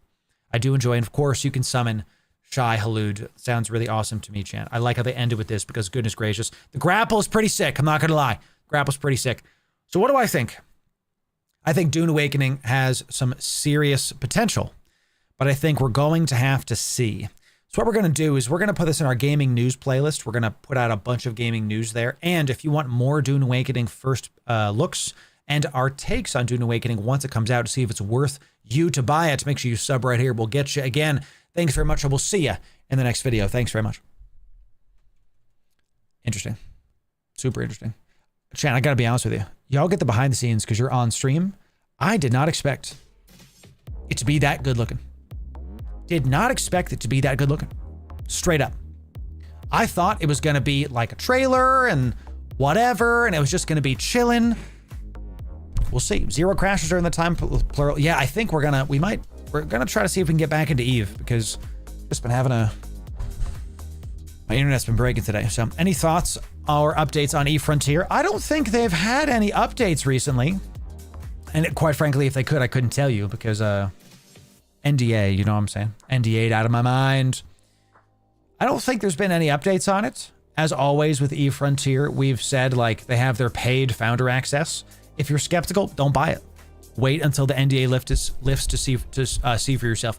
I can't talk about what I have seen because it's ND8. So, you know. Patch on a break, then come back. I think so, Parser. I think so. All right, chat, I want to open up my Eve launcher, but last time it broke my freaking game. So, should we do that? So I'm going to poll you, chat. Okay. Maybe we'll poll you. Let me see this. I had a couple options that I could do here. I'm just scared to open up the Eve launcher because I don't want stream to crash. And then and then that's that. So, you know. Let me see. Here's what I think we do, chat. We've got two other things. Okay. I just banked it you just banked it on a deep flow rift. Let's go, Hoot. Nice. What did you get? Because it was down again without you opening it. Probably not Eve. Yeah, I'm just worried it's going to break stuff. So I'm opening the Eve launcher, chat. I've clicked Eve launcher. Pray for me. How we doing? Stream is looking okay. I'm going to press play now. If we go down, chat, remember me as I was, a man just trying to play his nerdy space games. Okay. We'll see. I'm looking at my Ethernet as well here, chat. Let's see. Oh, I think we're okay. Eve is opening. We might actually get to do what we wanted to do today, chat. Sick. Chat, what did you think of Dune Awakening? I'm signing into Eve right now. Patience is the reward. And look, if it goes down again, chat, we had a good day today and we'll see you tomorrow. I'll work with my internet provider and just keep it going. So what'd you think of Dune Awakening, chat? I am skeptical. I am. Not a Dune guy, but looks really interesting. There it is. Red and blue loot, right? Yeah. You know. Red and blue loot, for sure. I hope it's as good as it looks. Yes. People get, people in the MMO space get irrationally upset when other people get excited about a game. I think it's because and we had one person in chat that I straight up banned them when they were talking before. I want you to understand and know this, chat. It's okay to be excited about something, but we have to also remember we're talking about a video game. Okay, it's a video game, right? So it's not going to solve all of our problems, and it's not going to be the best thing ever, you know, because when we're talking about a video game, by definition, it is a system made by people, and people aren't perfect. So since it's a system made by people, it's not going to solve all of our problems, for example, right? So what we're going to do on this channel and in this brand is we're going to get excited if something's exciting, but we're also going to tell you what actually is. Okay, we're going to tell you what actually is. It's not a game. It's my life, Parser. God bless you, my friend. You know what I'm saying? I'm not a good person. Urful. We're all not. We're all just trying to do our best. You know, the Bible says no one is good and no, not one. So we try to do our best and keep going. You know what I'm saying? So I saw that the drifters are invading New Eden. So since I'm able to actually get in the daggum game, chat, let's see. Where is this? Where is this? Encounters? I don't see it. Can I make this window bigger? Do I have to Abyssal Dead Space? Where is it? You know, where is it in the agency, guys? If I can't find it, newbies aren't going to be able to find it, dude. You know, Cosmic Anomalies, Escalations, Discovery, Trig Space, ESS, Zarzak. Okay, Combat Anomalies, maybe. They don't spawn until 1900 Eve time. Ripperoni, chat. Okay. They don't be spawning, huh? Haven't been able to find it either. There it is. Let's try the Opportunities tab. Chat, I'm going to finish my dailies today. I still don't understand why they made this change. It's one of the most confusing things to me. Why they made the daily quests something that is they made them basically useless. They made them harder to do, and they made it so now it's just a the heck, dude? Yeah, I want to redeem it right here, dude. Thank you. Yeah, sure. Thank you.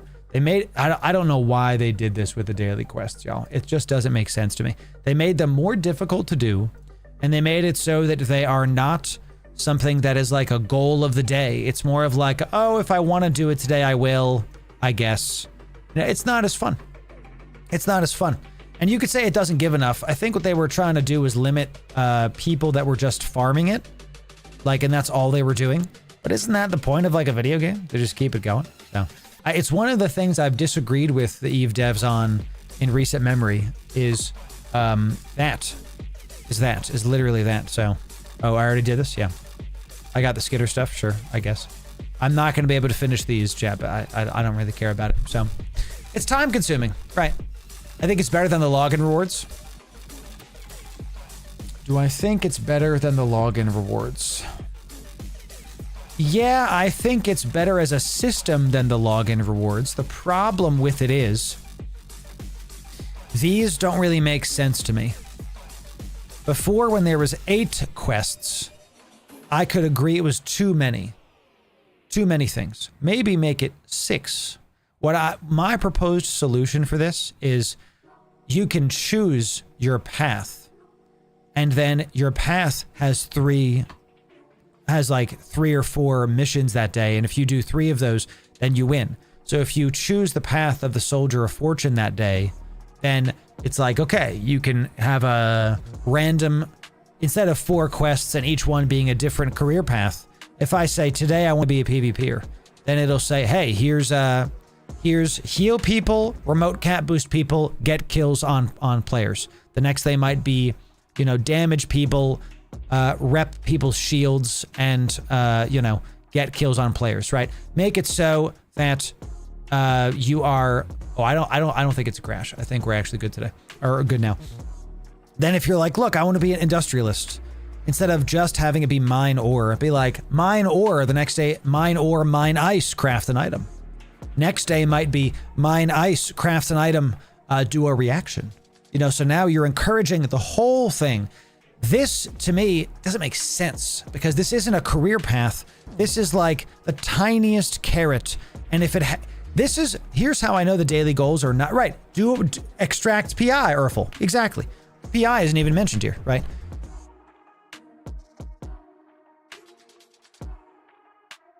Excuse me, chat. Jeez. The problem with these are I don't open this window anymore. Right? And if I see you've completed a daily goal, it's more of like an annoyance than it is like, oh, cool. So it's not mentioned because it has to be alpha compatible. Well, that's the thing. I don't think it should be alpha compatible. I understand that people are like big on alphas and like, oh, free to play game. I think the best way to play a video game is to pay for it. I understand things are more expensive in other parts of the world and some people have to play alpha, but I can't solve global economic problems. What I can say is that this system is unfun in its current form.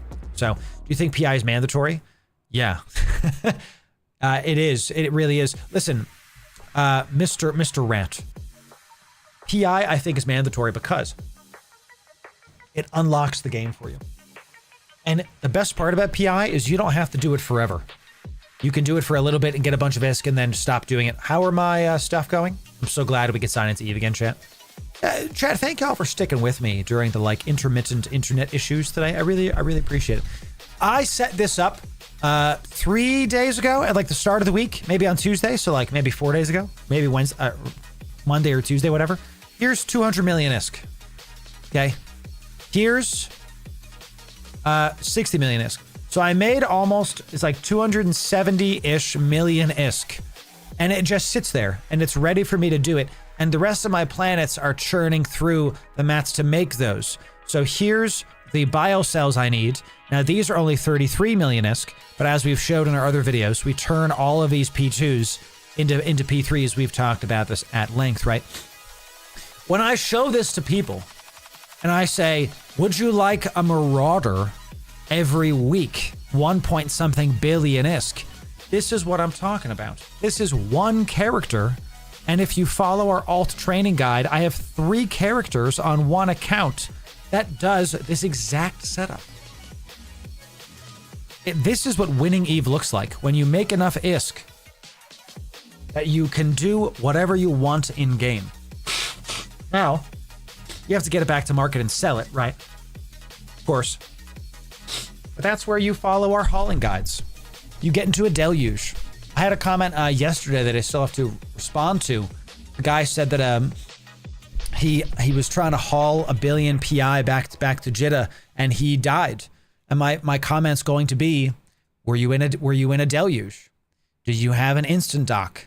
Are you fitting it correctly? Are you fitting the deluge so that it has the covert ops cloak and you have the warp core stab in case you get caught? Like this, there's a lot of stuff going into this because what we're seeing, especially in the Fix Your Fit series, is we're seeing, and I have all of these saved still in my notepad here.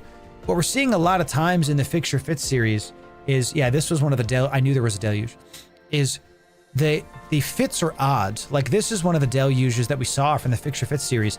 It's got a freaking scanner. It's got a tractor beam for some reason. It's got data analyzers. It's just not as good. And it's got hyperspatials, I think. Oh no, never mind. That was not this one. It just doesn't make sense. So, and when you're hauling $1 billion ISK worth of stuff, you don't want to do it in a ship like that. So PI plus skill farming equals money. There it is. Yes. Thank you.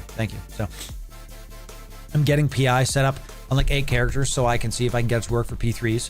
If you want to see how it works, that's good. Espeon, and that's what I recommend, by the way. A lot of people, there's this weird mentality with Eve that you have to do the best thing first. You must do the most. Chad, I started doing PI on 1 character in 1 planet in HiSec. And I played around with it. And I was like, okay, now that all right, now I'm going to do 2 planets. Then I filled my character. Now I have 6 planets because I maxed out the skills, right? Did that for a month. Made some stuff. Made one of my first videos.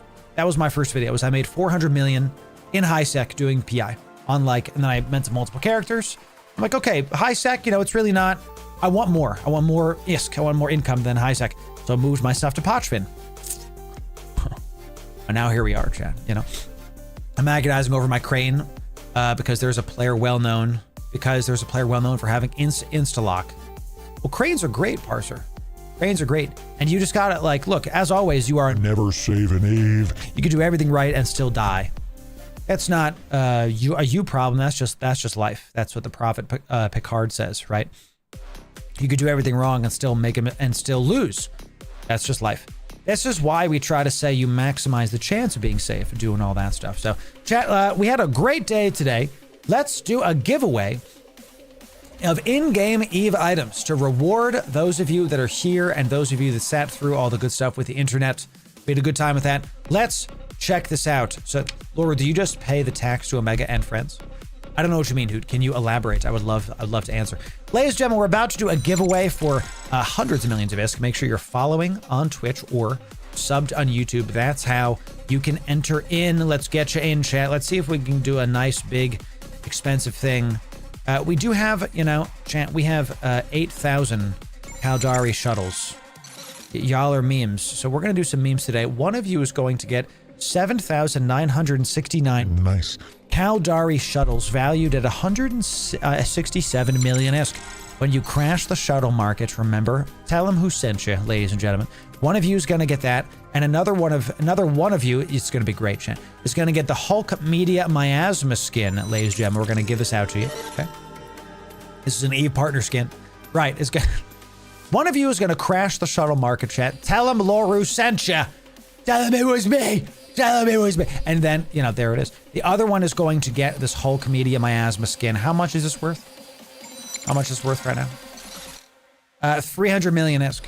Okay, so one of you is going to get shuttles. The other one is going to get the massive amounts of shuttles. Let's see, chat. We'll give you a couple minutes to get in. You must be following on Twitch or subbed on YouTube. Choose the free stuff. That's all you need. Then you got to join our Discord to be able to get these lovely items. Come on down, y'all. Come on down. Let's give you a couple minutes and we'll see it go. There it is, chat. So, yes, glad y'all like that. The HiSec Corp that owns a lot of the customs office in HiSec. There it is, yes. So, dude, I was having some problems logging into Eve this morning as well. Don't know if the new update was having some problems, so it's just fantastic. All the shuttles. One of you is getting all the shuttles. So let's give y'all a minute or two to come on in to get this giveaway going. Yeah, we're very patient with me this morning, and I really appreciate that, chat. Thank you. It was it's frustrating for me as a content creator when you plan a show and the stream is dying, It's just one of those things that makes you upset. But the best part is, if you're just patient and you keep going, sometimes stuff works out. So thank you for being here, chat. Thank you for being here. So, and here's what we're going to do. Here's what we're going to do. It's lunchtime for me, and I can feel the blood sugar is getting a bit low. So what we're going to do is we're going to do this giveaway in literally 5 minutes. So it's the top of the hour. Come back at 5 after, okay? At 5 after, we're going to do this giveaway. It's going to give you plenty of time to get into the Discord. Giveaways when we return. If you're going to bounce, then follow the stream. We want you to come back. We want you to come back, and you'll miss out on hundreds of millions of ISK if you don't come back, okay? We'll be right back in 5 minutes. Ladies and gentlemen, 5 minutes. We'll do this giveaway. Plenty of time to join the Discord. We'll be right back.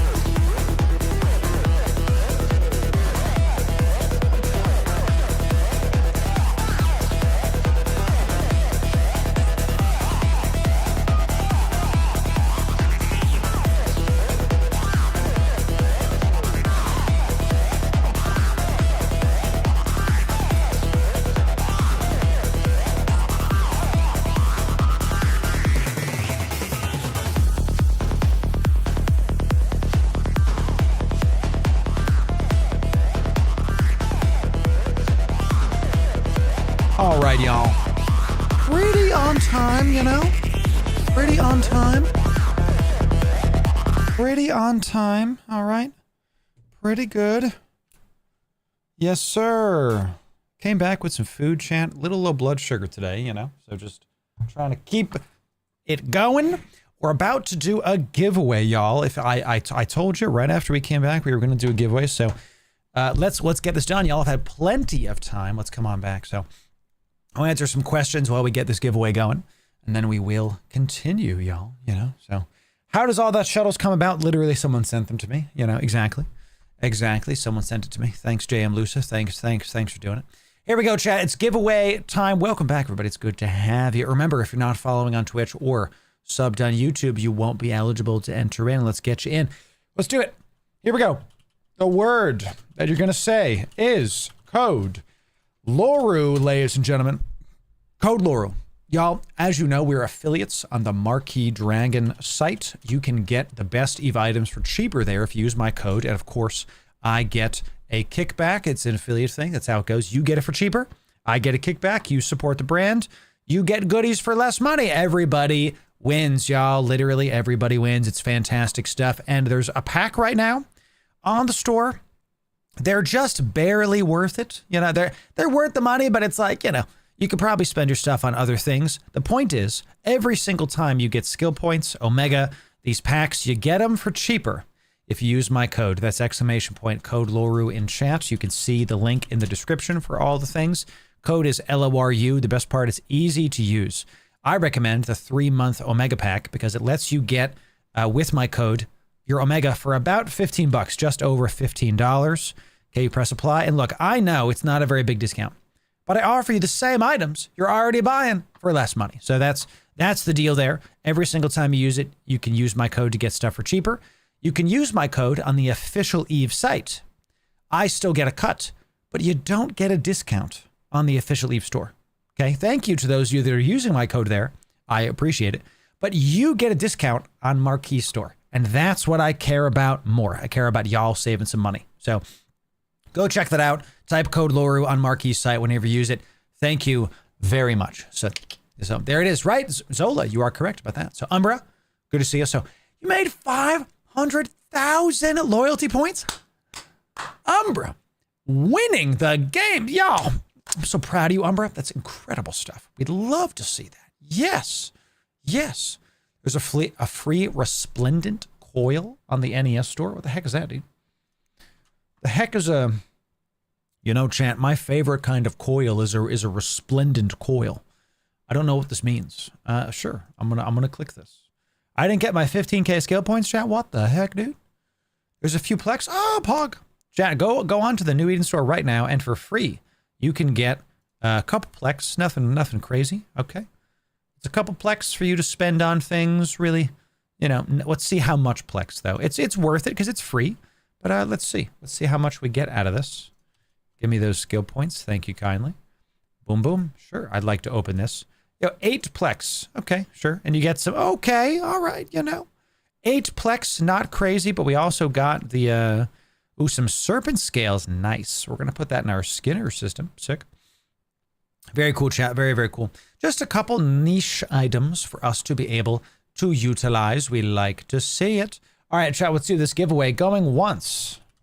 Thank you for that, chat. Going twice. When I type sold, this giveaway is done. Okay, when I type sold, this giveaway is going to be done. And give you a little bit more time, chat. One sec.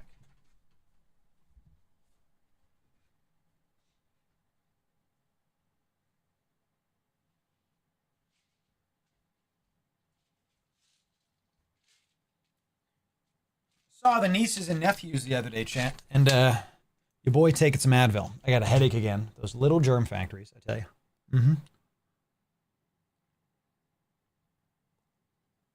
Omega only. Makes sense. Well, okay.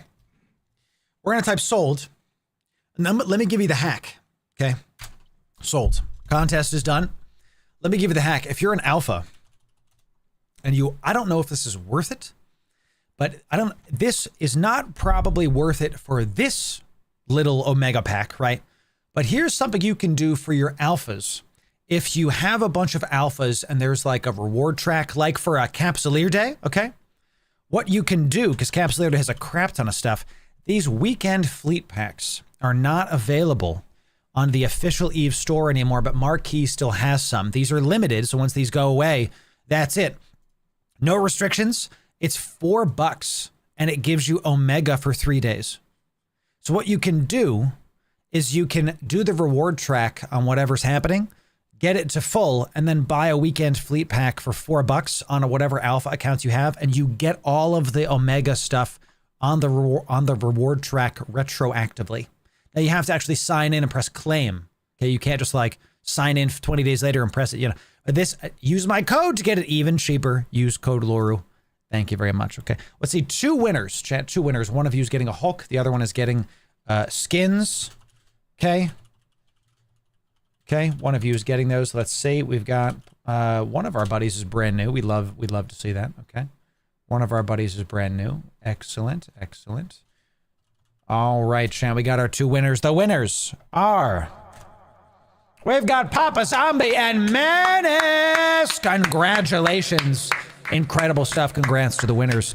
What we're going to do is we're going to put these into the giveaway done folder in game. I'm going to contact you after stream. We'll get you your stuff. We'll contract you the various things.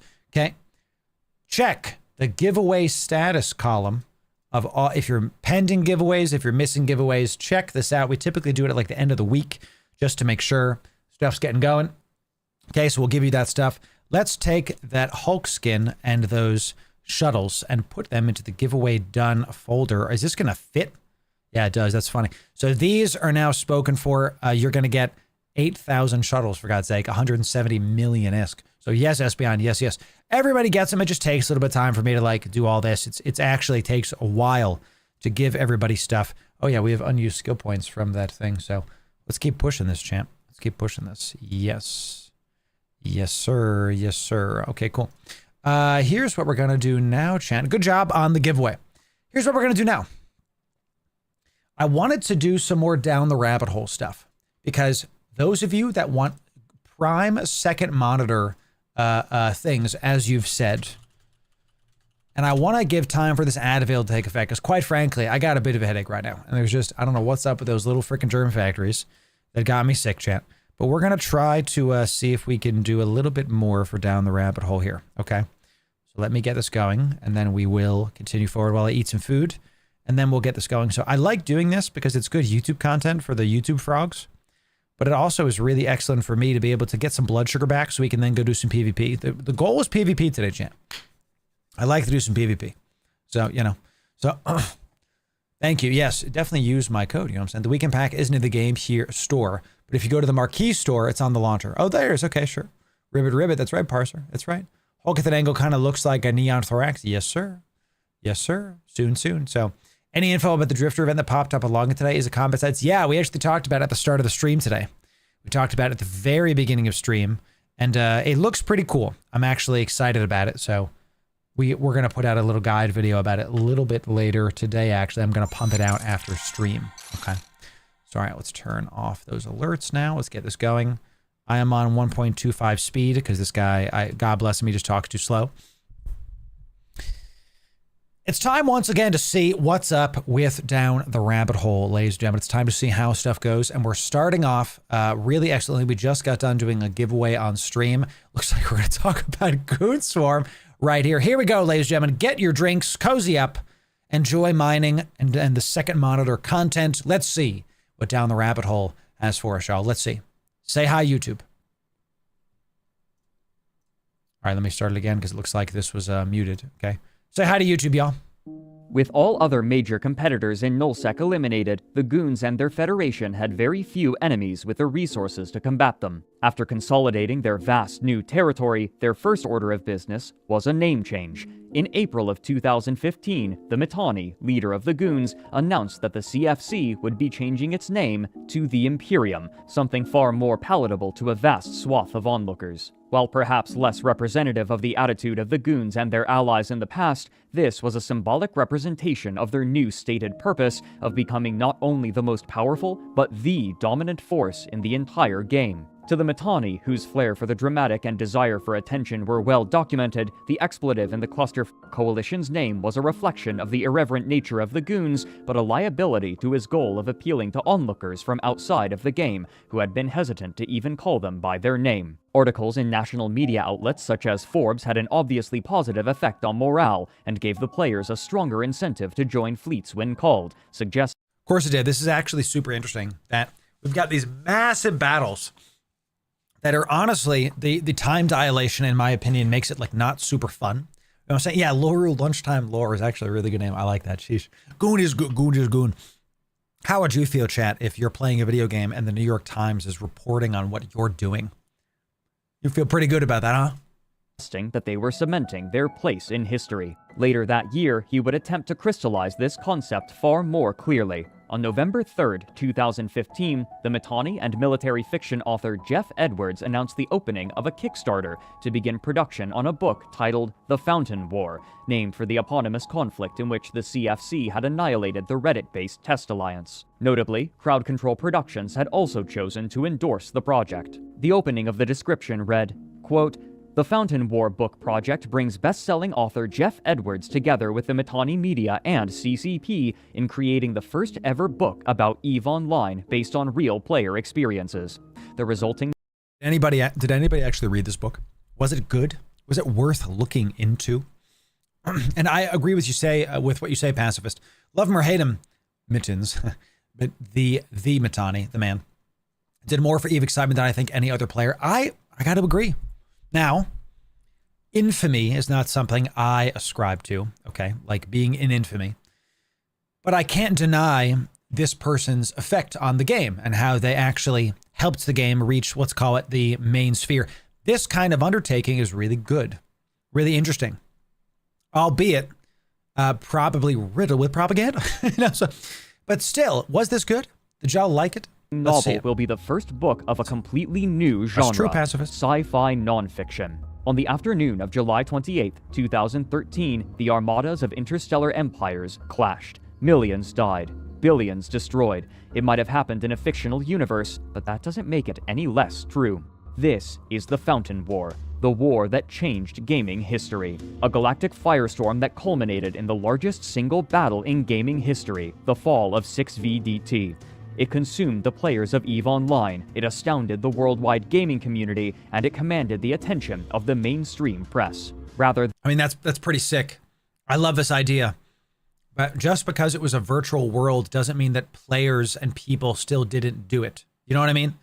It's a real, it's, what do you call it? Science fiction? Non-fiction sci-fi? Something, whatever you say, because sci-fi means fiction, but non-fiction science book. I didn't finish college. This is a really good idea, chat. I like it.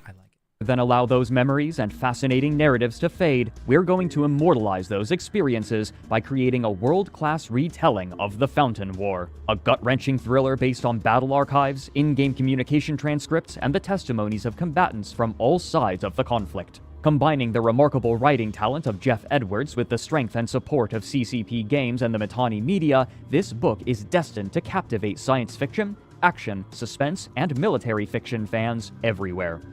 End quote. The campaign was asking for $150,000, a number that seemed reasonable to those organizing the campaign. I mean, yeah. For years, the Goons have been taking sponsorships to push games besides EVE Online to the Alliance, business ventures that have... Really? PlanetSide 2 makes sense. League of Legends, dude. Okay. Do you think EVE will ever see a battle on that scale again? I think so. Records are made to be broken, right? I think as we get more players in EVE, you heard from the director's letter recap that we did that last year, more dreads were killed than the previous year. And the previous year. So it was I think the most dreads in 1 year killed ever, I think is what they said. Maybe it wasn't ever. Maybe it was just in recent 5 years. I think so. I think you need somebody to rally against and rally with, right? So if you have, this guy was a polarizing figure for his propaganda and for his leading this, coalition of corporations. And there was a lot happening at the time, and you kind of need these stories to have this upswell of people and work to happen, right? So we'll see. We'll see. I like what he's doing. Because what this Mittani guy has done is he's taken his propaganda and he's basically made it as close to history as possible, which makes it as close to true as possible, so it immortalizes him and his people. And yes, it's probably mostly from their perspective, right? So it makes it like, look how good we are. They're probably the good guys in that story. You know what I'm saying? They're probably the good guys. But it's still interesting. So you also need it to be so that individual players don't have to spend too much to take part. I think that every person can do their part, right? This is where like the director's letter had this idea that like they're going to have freelancing become more of a thing in EVE, where you don't have to be part of an alliance to work with an alliance. Whereas right now, if it's not blue, I shoot it. That's just, you know, if I'm in Patron and you ain't blue, you gonna die. Like that, you know, it do be like that. What if there's like, oh yeah, that guy mines. He works with us. He sells us cheap ore. We don't want to mess with him. But then it's like, oh, just bring him into the alliance. Maybe he doesn't want to. Maybe he wants to sell to both parties and play the field. I like this idea. I like the idea of like freelancers in EVE. We'll see where that goes. Okay, chat. We will definitely see where that goes. Proven lucrative to both parties. Similarly, this project would be pushed to their constituent members. But onlookers were dubious. The project's Kickstarter page included a writing sample near the bottom, and a piece of historical revisionism was already immediately apparent. Though they had been known as the Cluster Coalition during the war, the name had conspicuously been changed to the Imperium, the new name chosen only 7 months prior. This change led many to believe that this project would simply be another piece of goon propaganda. Which, fair. But I'll tell you, is this important? I think it's very important to say what actually happened. This is important. They shouldn't have changed the name. They should have kept doing it as like Cluster F or like the CF fleet, right? Because maybe they were trying to do that from a sellability standpoint. They didn't want the F word in their book all over the place, right? But if we're telling stories about what happened, we have to say what happened, right? And the revisionist stuff, I can totally see how that's like not, people wouldn't like that. People, if the point if the point of this is to talk about what happened and to glorify the work you and the boys did, and then you name it something that happened after the fact. It's like if we talk about the Ottoman Empire on what it is now instead of what it was then. Like, no, you're going to say the Ottoman Empire did X, Y, Z from these years. You're not going to say, what is it, Turkey? Areas around Turkey, like Turkey, you know, in the 1300s. It wasn't Turkey then, it was Ottoman Empire. And maybe it was. I didn't finish college like we've said. I don't like this. You need to say what happened. The names have been changed to protect the innocent. Good reference. But not even the goons themselves seemed terribly excited about the project. Significantly shy of meeting their goal, the project was only able to raise $39,000 from 758 backers, Sucks. a quarter of what they needed. Sucks. The Mittani's official statement on the Kickstarter's cancellation made clear his frustration. It read in part, quote, "In about an hour, I'm going to nuke the Kickstarter for the Fountain War and announce that it will be relaunched in March without all the stupid and now obvious f***ups. The 150k funding goal, the backer rewards, the shipping costs, the lack of sample fiction, the whole thing was rushed as and an easy win turned into an opportunity for our enemies to come at us with long knives and settle scores. The ultimate..." If you put out a product, and I'm a marketer, it's been my trade for more than a decade now. If you have a product and you put it out and it isn't bought, it's because the people don't want it. You can talk about the marketing of it. You can talk about all this other stuff. And maybe all of this is true. Maybe. What I'm trying to tell you is an EVE Online book would have been eaten up probably if it wasn't obvious about some revisionist stuff that was happening. That's kind of what the video maker is showing us. Like, look, there was some history revising, and then because of that, it didn't really work. And then this guy's mad at like everything else. He's like blaming everything else. If I'm trying to get a successful product in March, I'm not going to come in and blame my entire team and the viewers, right? Like the shipping costs, internal team, lack of sample fiction, internal team, whole thing was rushed as F in the internal team. Easy win was turned into an opportunity for our enemies. So you're basically saying that like anybody that didn't back this is your enemy is like kind of how it reads. So this is a good business and marketing lesson. Like if you put something out and it doesn't work, bow out with grace. Because, Chad, you heard me say it, how you do something is just as important as what you do. And if the goal is to immortalize, this dude wants to be immortalized in fiction. What's the line from not in his mind, not fiction, because it did happen. What's the line from A Knight's Tale? I will eviscerate you in fiction, immortalize you with pen and paper. Chaucer, the writer, that's one of my favorite movies, Jim. If your goal is to have a book come out about Eve, then maybe don't like belittle your entire internal team. Even if all this is true, it just doesn't feel good, Chet, so it doesn't feel good. So there could be a new branch of Corp management and a really big null block opening the market for competition into hauling or supplying. Could be good margins with those numbers. Might be somewhat justified for that work. There it is. See, Mr. Secco, you're right that this could be something new and interesting.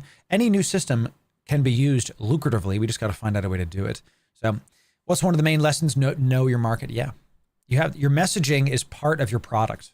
So if this is the messaging, we'll see. Internet's doing better, I think, James. I think. Ultimate responsibility is mine. We're in Eve now. We've never listened to outside experts on anything, but for some reason on this one, even though my intuition was screaming that was wrong, I did the, what do I know? I just run a big space guild. And next thing you know, the whole coalition is attached to a f***ed-up version of what is legitimately a really cool project. The f***up was not outsiders led us astray, blame them. The f***up was listening to them at all. Whose fault? Mine. Every one of you got dragged along behind that mess, and I've been kicking myself non-stop since it began, and I'm sorry.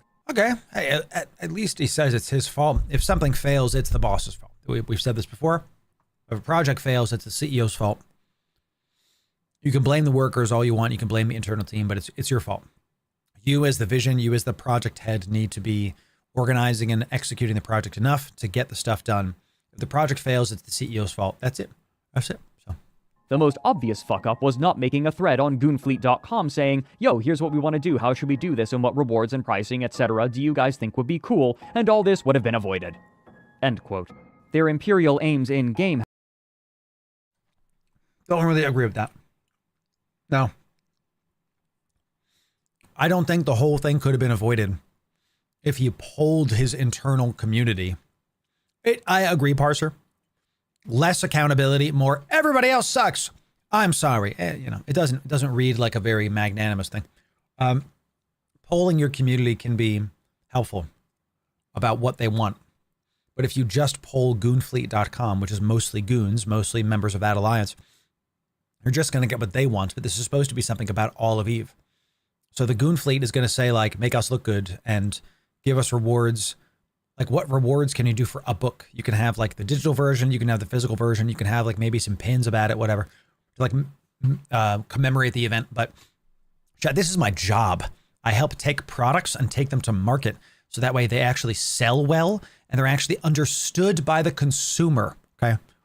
So polling can be useful, but is it the one silver bullet that would have made it work? Hindsight's 2020. We can never know for sure. I can tell you that this attitude, if I'm reading this, because this was a public thing, I don't want to buy the next book.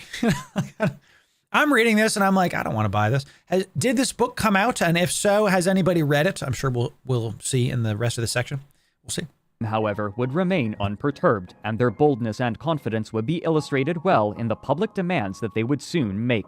On November 30th, 2015, the Mittani released a statement titled, Minifoe, there's only one way to deal with Rome. The naming scheme of the Goons' internal bureaucracy mirrored that of George Orwell's book 1984, with Mini used as shorthand for ministry. The side of the page was adorned with an advertisement for the doomed Kickstarter project. The release read in part, quote, the Imperium is delighted to present a new department within our bastion of civilization and prosperity, the Ministry of Foreign Oversight, aka Minifoe, Fofo. The Ministry of Foreign Oversight exists to promote imperial values of unity, discipline, and victory in regions near Imperium space, but outside of direct sovereignty control.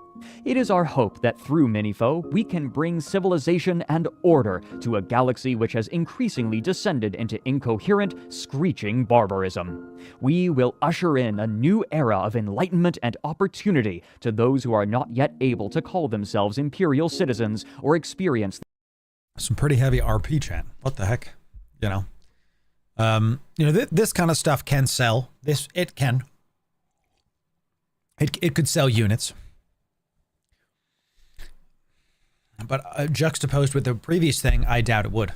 The security, prosperity, and variety we enjoy in the galactic A little bit, Northwest. Papa. Little Representatives of the Ministry of Foreign Oversight offer loyal Imperial subjects a number of benefits in return for a small bi-monthly fee. We understand that as a new dark age sweeps across the unenlightened territories of New Eden, some will undoubtedly refuse the kind and polite entreaties of Minifoe in their attempts to elevate their situation. To aid in the establishment of a dominion, the Imperium's Black Fleet has been tasked to ensure that pacification and security are established in a smooth and orderly fashion. Look forward to civilization. Look Straight forward Corp to the speak. arrival of the Literal. Ministry of Foreign Oversight and Yes. its smiling, polite representatives. Help and hope are on the way. I gotta tell you, it's well written. It reads like a threat. It reads like a sheathed knife. It's really good storytelling. This guy should write a book. It's good. It is.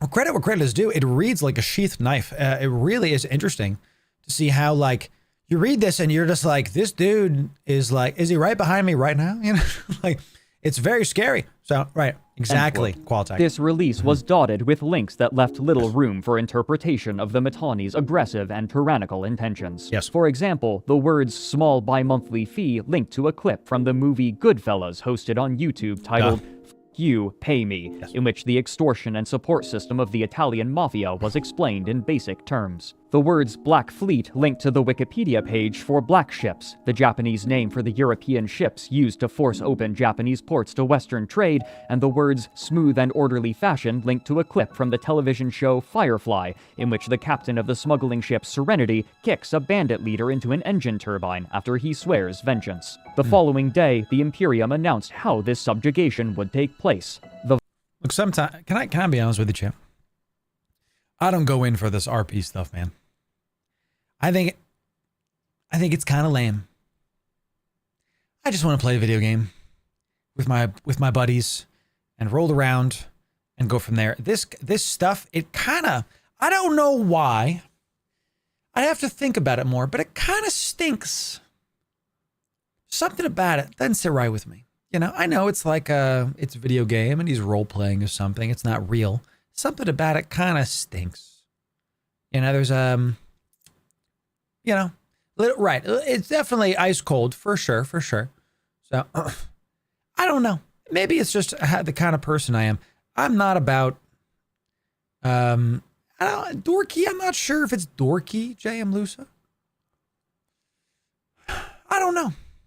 I can see RP being fun. It's not real. What do you mean it's not real? You know, so I'm a closet thespian. See, it's just the kind of mind I have. I was not an actor ever. I see this kind of stuff.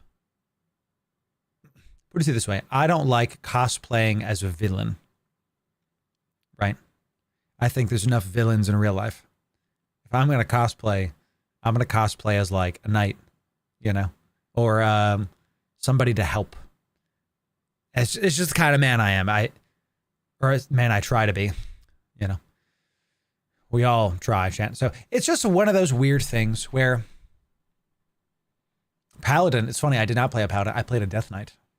And you might say, Loru, I thought you were going to help people. I did. I love the lore of a Death Knight, where like you're this corrupted thing and you break free of the hold the Lich King has on you and you use the power he granted you to fight against him. Oh, I love that. Love that, dude.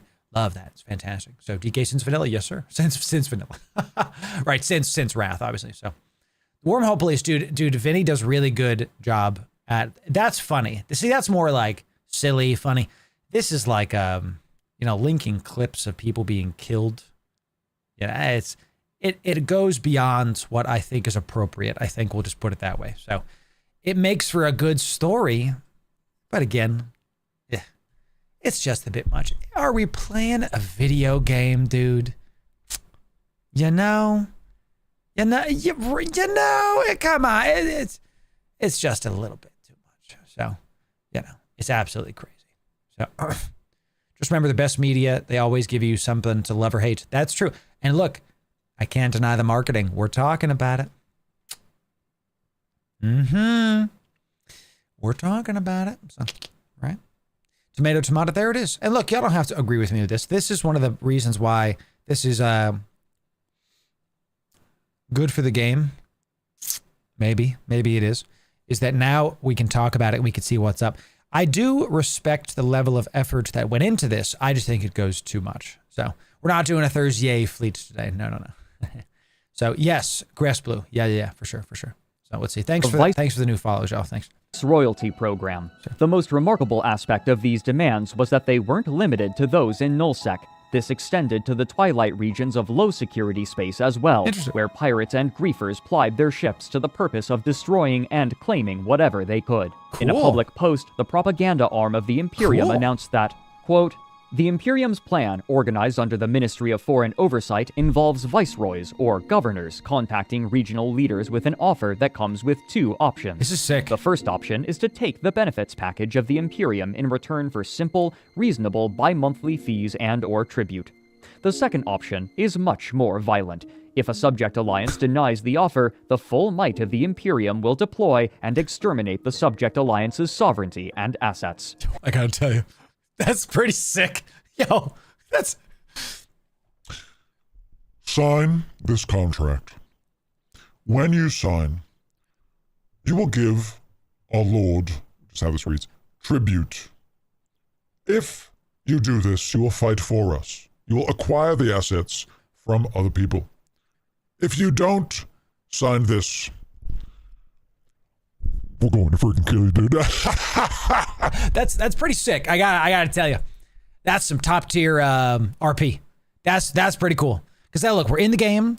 It's about stuff in the game. I think what kind of rubbed me the wrong way about the last step was he was linking to YouTube videos of people being killed. That's like too much, right?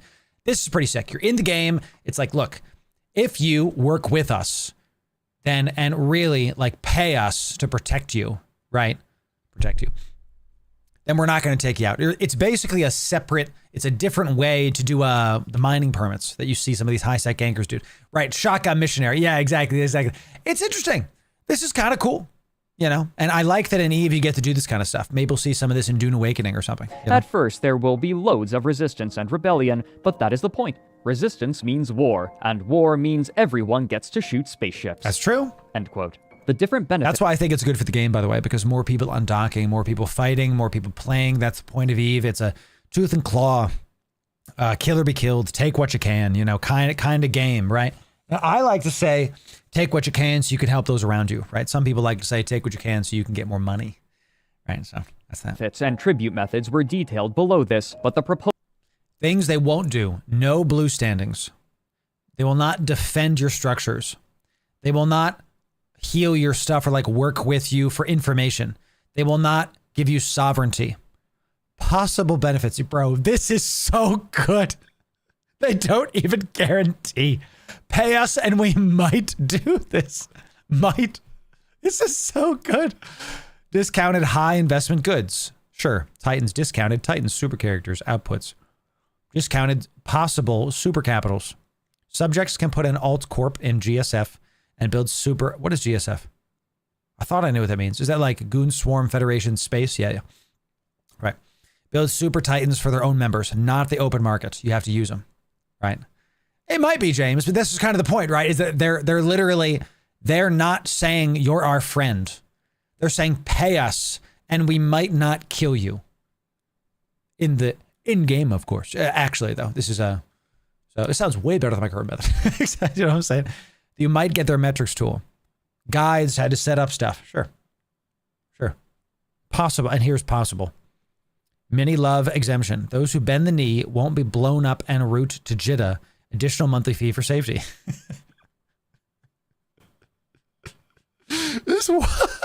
This is cool, man. It's wild. Proposals were comical in their boldness and almost certainly intended to trigger an aggressive and hostile response. Right, and correct. This is the point. It's like, it's so offensive. It's like, I ain't working with you. And then they're like, fine, we'll kill you anyway. You know?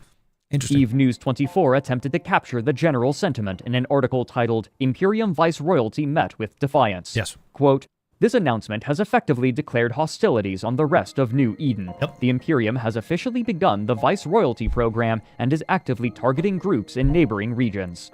End quote. Below was included an exchange between an Imperium viceroy and one of the alliances that they intended to subjugate. After the So you have 5 corps in your alliance. That's 2 billion per corp. Each month, 10 billion is expected in the tax. 10 billion a month. His name is Merovingian. We're a bit nails to the head there, chat. Sheesh. Actual mining permits. Yeah, actual mining permits. That's Jack All, man. I make more than that on my own. As per your moon goo, we recommend Fountain. Sure. We want to know who's working on what. That good faith deposit is 10 billion. 2 weeks, your regular tribute will begin. 117 billion. 117 billion. I'm sorry, I don't follow. 117 billion ISK is what you guys are going to pay us to stop burning your assets to the ground when you come here. Send Mittens my regards. I don't understand this. So this guy is saying, you're going to give me 10 billion. I can make it on my own. And then this other guy who's, I think the Merovingian guy is not in Goon Swarm, is saying, you're going to pay us. Just kidding. You're going to pay us. Send the Mittani Mittens my regards. I guess they call him Mittens to make fun of him, right? Viceroy demanded a 10 billion ISK deposit and informed them that their tribute would be expected every 2 weeks. The leader of the alliance, Merovingian, said 117 billion. The Viceroy replied, 117 billion, I'm sorry. Oh, it is. So Merovingian is on Goons. Sorry, I don't follow. Merovingian continued, 117 billion ISK. It's what you guys are going to pay us to stop burning your assets to the ground when you come here. Send Mittens my regards.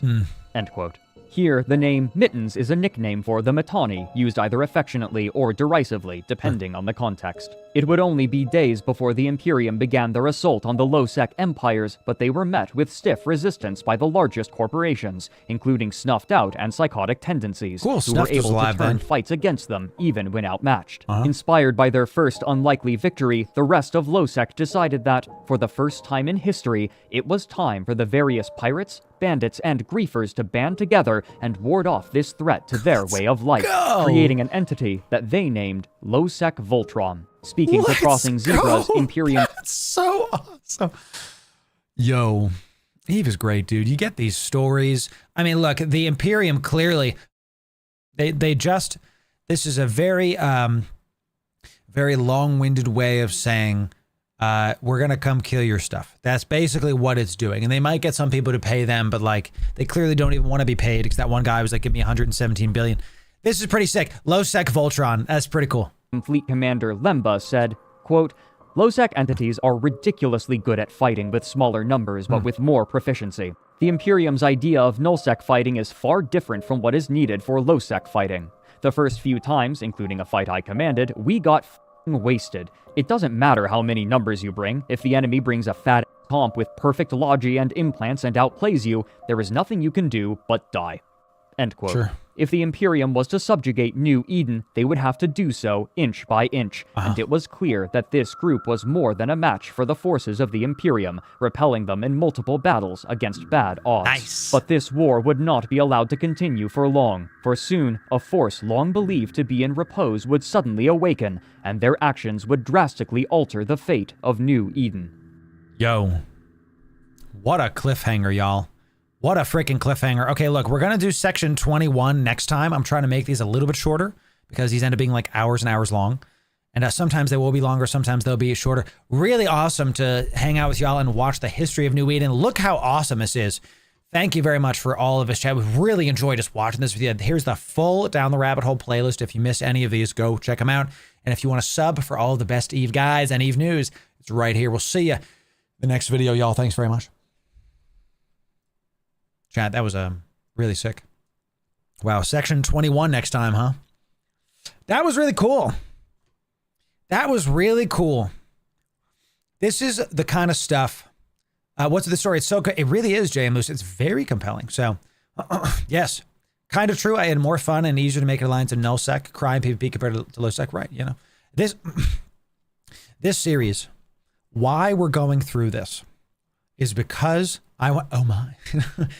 Oh my, I commented back in the day. This series is so intriguing to me because it's showing, in order to know where to go, we have to know where we came from. Okay? And I remember to turn the music down this time. Really awesome. I like seeing one of the things, one of the reasons that we saw all this other stuff here, one sec. So, Marquis just texted me.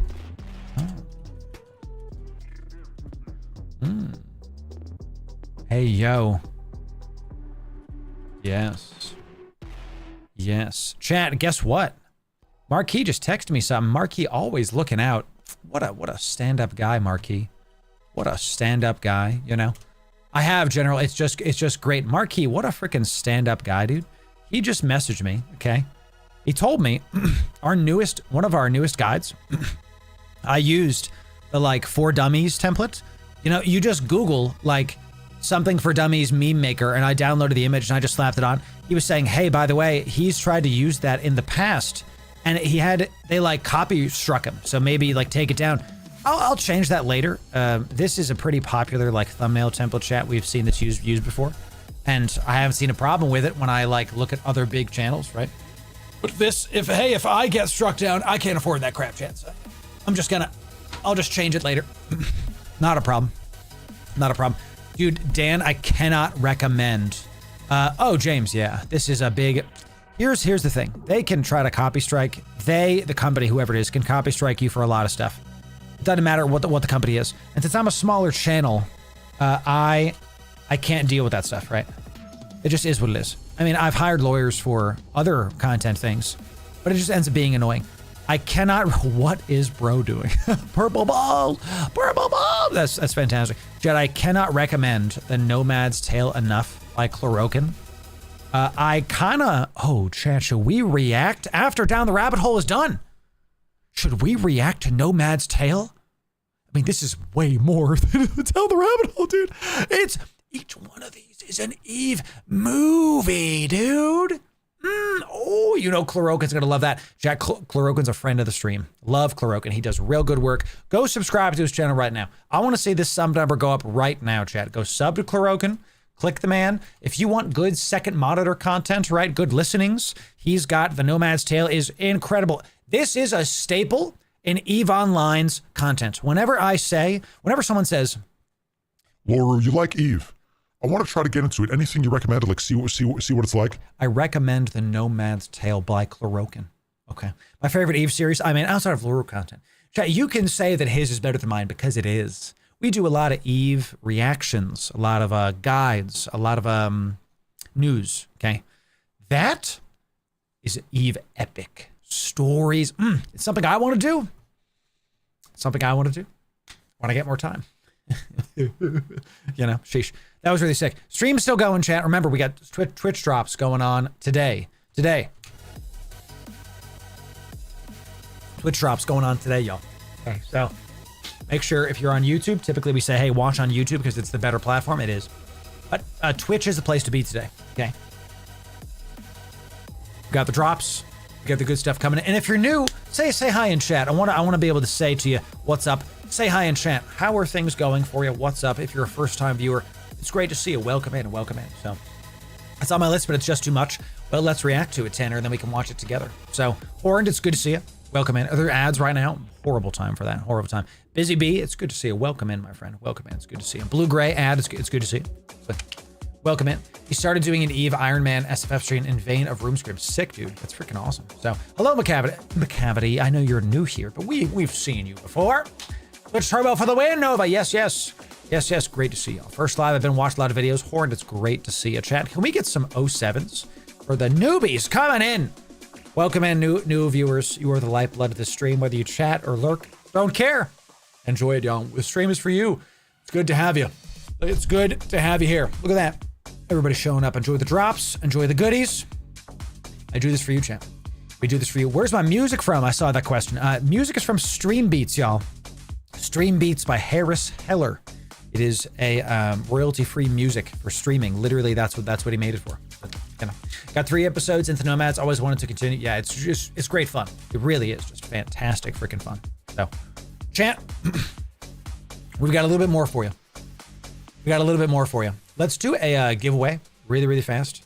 Okay, let's do a giveaway for the people super fast. I did want to get to actual gameplay today, but I wanted to undock today. But quite frankly, I don't know if that's going to happen today because of our tech issues that were happening earlier in stream. I'm kind of scared to undock, because if I undock, I think we're just going to lose the ship, and that's that. We will see about it. Let's do a giveaway, y'all. Let's show up. Let's get the stuff done. Now, thank you again, Marquis, for telling me things.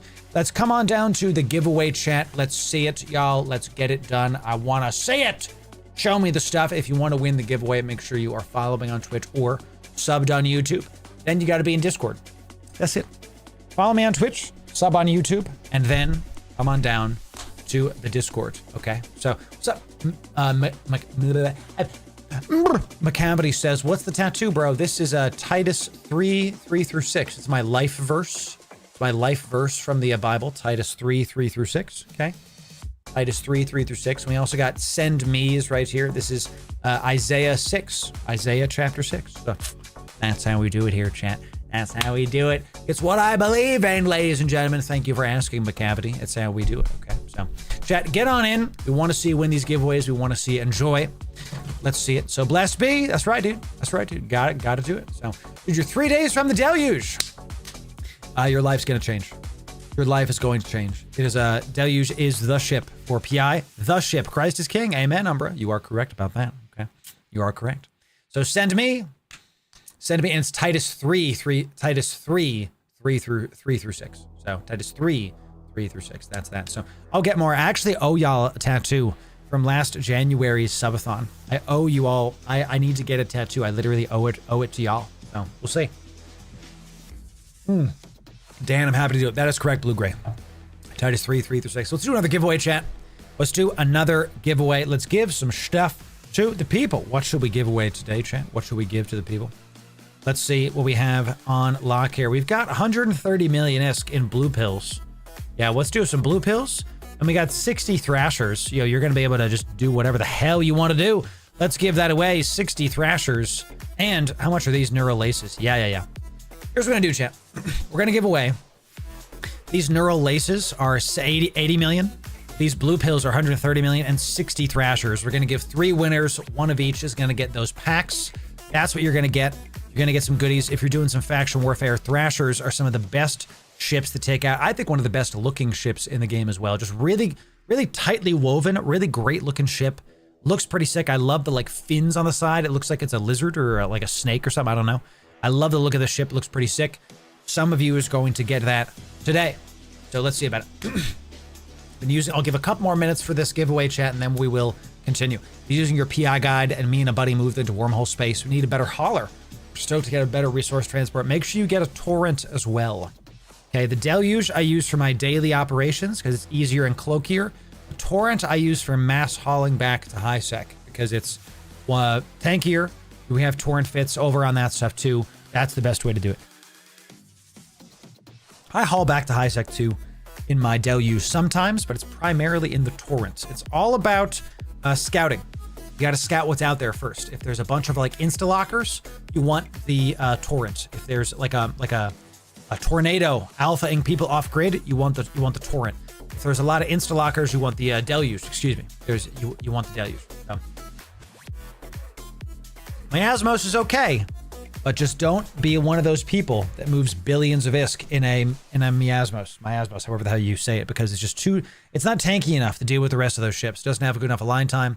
You got it, Zeb. You got it. So we all start somewhere. Macavity and miasmos, great starting point. Fantastic starting point. So it's a shame you can't contract with the customs office. Would love to transfer to my hauler alt right away. Yes. That's another, B9, it's another reason that the torrent is great because it has a fleet hangar. Torrent has a fleet hangar that you can transport in space stuff. Okay.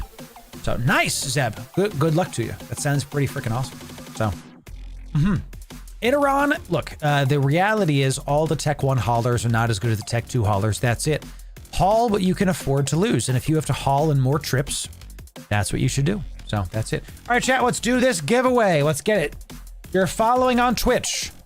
You're subbed on YouTube. Choose your favorite free thing. Pick the free ones, okay? Thank you very much. You're doing that. You're in Discord. Now it's time. The word that you're going to type in one time, case sensitive, in Discord is Patreon. One time, case sensitive is Patreon. Ladies and gentlemen, the #1 place to support this brand is Patreon. and you can join it for free. It's super simple, super easy. You just go to this link in chat and you can join this lovely thing for free. We provide a ton of free value for you. Join the 2,600 members that are on there. We're almost at 2,700. Patreon, that's right. You got free EVE Online guides. We upload a couple, 1 to 2 a week, free EVE Online guides exclusive to Patreon for you. Absolutely free. Go check it out. It takes 2 clicks. Super easy to do. The last one we just put out was all about our pacifier. We show you the max scanning fit and we talk about the various things. We also detail out how to use the sales on Patreon, kind of blog style, right? So when there's a big sale, we don't just say, you know, like, oh, use my code. Buy that. I don't want ever you just to use my code. I want to show you how to make the most out of it because I want you to save the most money. My thinking is, if you save money every time, you'll keep using my code. And I get a cut, you get cheap stuff. That's how it goes. So we detail out all this on our Patreon blog style, and you can check this out for free. The best part is, our T2, we don't just give value to the free people. A ton of value to the paying people as well. The T2 patrons get exclusive mugs. Here is the Astero. Astero is one of my favorite ships, chat. I love it so much. We got the Kronos. It's mid-bastion mode, okay? So, you know, make sure the heavy water is in there, all right? You want to make sure it's good to go. The Proteus, of course, one of our favorite ships. And the final mug that is not yet on there because it's just too cool for school is our fleet mug. Bigger than the base mugs, bigger. It's got the Skiff, the Proteus, and the Porpoise. And the Google engineers have done a really fantastic job with this mug. Have done a really fantastic job on this mug because they've added in a voice changer chat. It's got 1080p HDTV technology. Okay, it really just it works. Okay, you can get all the mugs by signing up to be a T2 patron. Check out our Patreon for more information. Okay, and if I say to you, okay, follow him. It doesn't sound like Bane. It doesn't sound like Bane. Okay. But because of the Google engineers and the work they've done, if I put this mug to my voice and I say to you, follow him, you think this means you have power over me? I was born in Jitta, molded by it. I did not say positive plex until I was already a man. And the moment you take it away, oh, look at that. It's magic. Magic, chat. Join the Patreon tier 2 to get your exclusive mugs. I'm going to FanFest, chat. I'm one of the hosts. This is a big deal. I'm very pleased to say I am one of the hosts that they are bringing there to FanFest. Oh, did I not put this on freaking Patreon, chat? I thought I did. That's a mistake. I'm one of the hosts at FanFest. If you bring your mug to FanFest, I will sign it. Okay, bring it to FanFest. I will sign it, chat. I will get it done. So, exactly, chat. We have to do it. Thank you. This is a big deal, chat. I'm really humbled and honored that they pick me for this. Erst, Pando, Amy, these are Titans of Eve. Amy has done a bunch of events in Europe. Erst is like daily on Twitch. I haven't really watched his content just because he's like earlier than me, and then I'm streaming. So when I take a day off, I have to go check out his content. Pando is just a dude is better at PvP than he's better at PvP in his pinky finger than I am in my entire body. You know, the guy just knows. Okay, he stoked to go to FanFest. I'll sign the stuff if you bring the mugs. Join my Patreon for free. And before we finish this giveaway, let's just finish it now. Y'all been waiting long enough. Going once, going twice. When I type sold, this is done. 5, 4, 3, 2, 1. Sold. Ooh, under the wire there. Under the wire there. John, I'm gonna tell you something though. We don't normally call this out, but I'm gonna say this to you.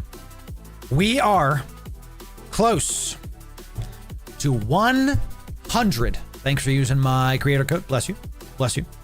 We're close to 100 paying patrons. Who is our 100th patron going to be?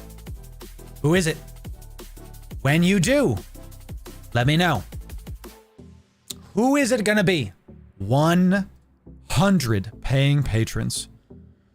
Who's it gonna be, chat? That's all I'll say. That's all I'll say. Very sick, Spicy. Really humbled and honored that that's the case. One of you is going to be our 100th patron. When it happens, let me know, chat. I've got my notification thing right here. One of you is going to be the 100th patron. We'll see what happens. Come to Pandemic Horde Space one day for sure. One day for sure. I do like a good needle jack for sure. I would like to work with a null block at some point and get some content going. 3 winners, chat. 3 winners. We've got Pills. We've got the Lace, and we've got the Thrashers. Okay, we've got our first winner. We got our first winner. Okay, I messed up the typing there, chat, but I'm gonna undo what I just did. Thank you. You get a preview of the first winner, chat. It's not a big deal. Not a big deal, ladies and gentlemen. Not a big deal. So let's see. Okay. Very good. Very good. Second winner found. Third winner. 2 of you did not eligible to enter in because you weren't following, chat. You weren't following. You weren't following. That's that. All right, chat. We have our 3 winners. They're Strider, Fitz, and Jackens. Congratulations. Congratulations. Congo Rats. Congo Rats. Well done. We're gonna pin this so I don't forget to mess with it. And as always, we're gonna hit y'all up after stream. You can always, not rigged, you guys are fun. You can always check the giveaway status column to see what is happening with the giveaways. We're typically going to give it to you after the week is done. We do all the giveaways at once, okay?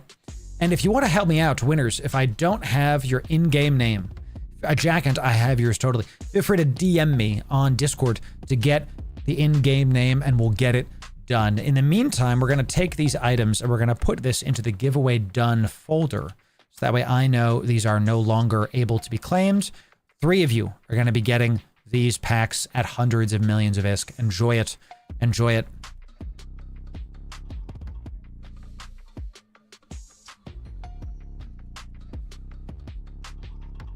You did it. You did it. 2 of you did it. Okay. Let's go check. We've hit 100 paying patrons. I'm going to talk about it and I'm like restraining my like emotion right now. Okay. Potted by Gate Camp Rip, dude. Oh no, dude. Let's see who it is. Let's go to the notifications. Let's see who it is. Ladies and gentlemen, 2 people answered the call. James and Zeb Z Dead answered the call. And I'll tell you, and then Thomas showing up.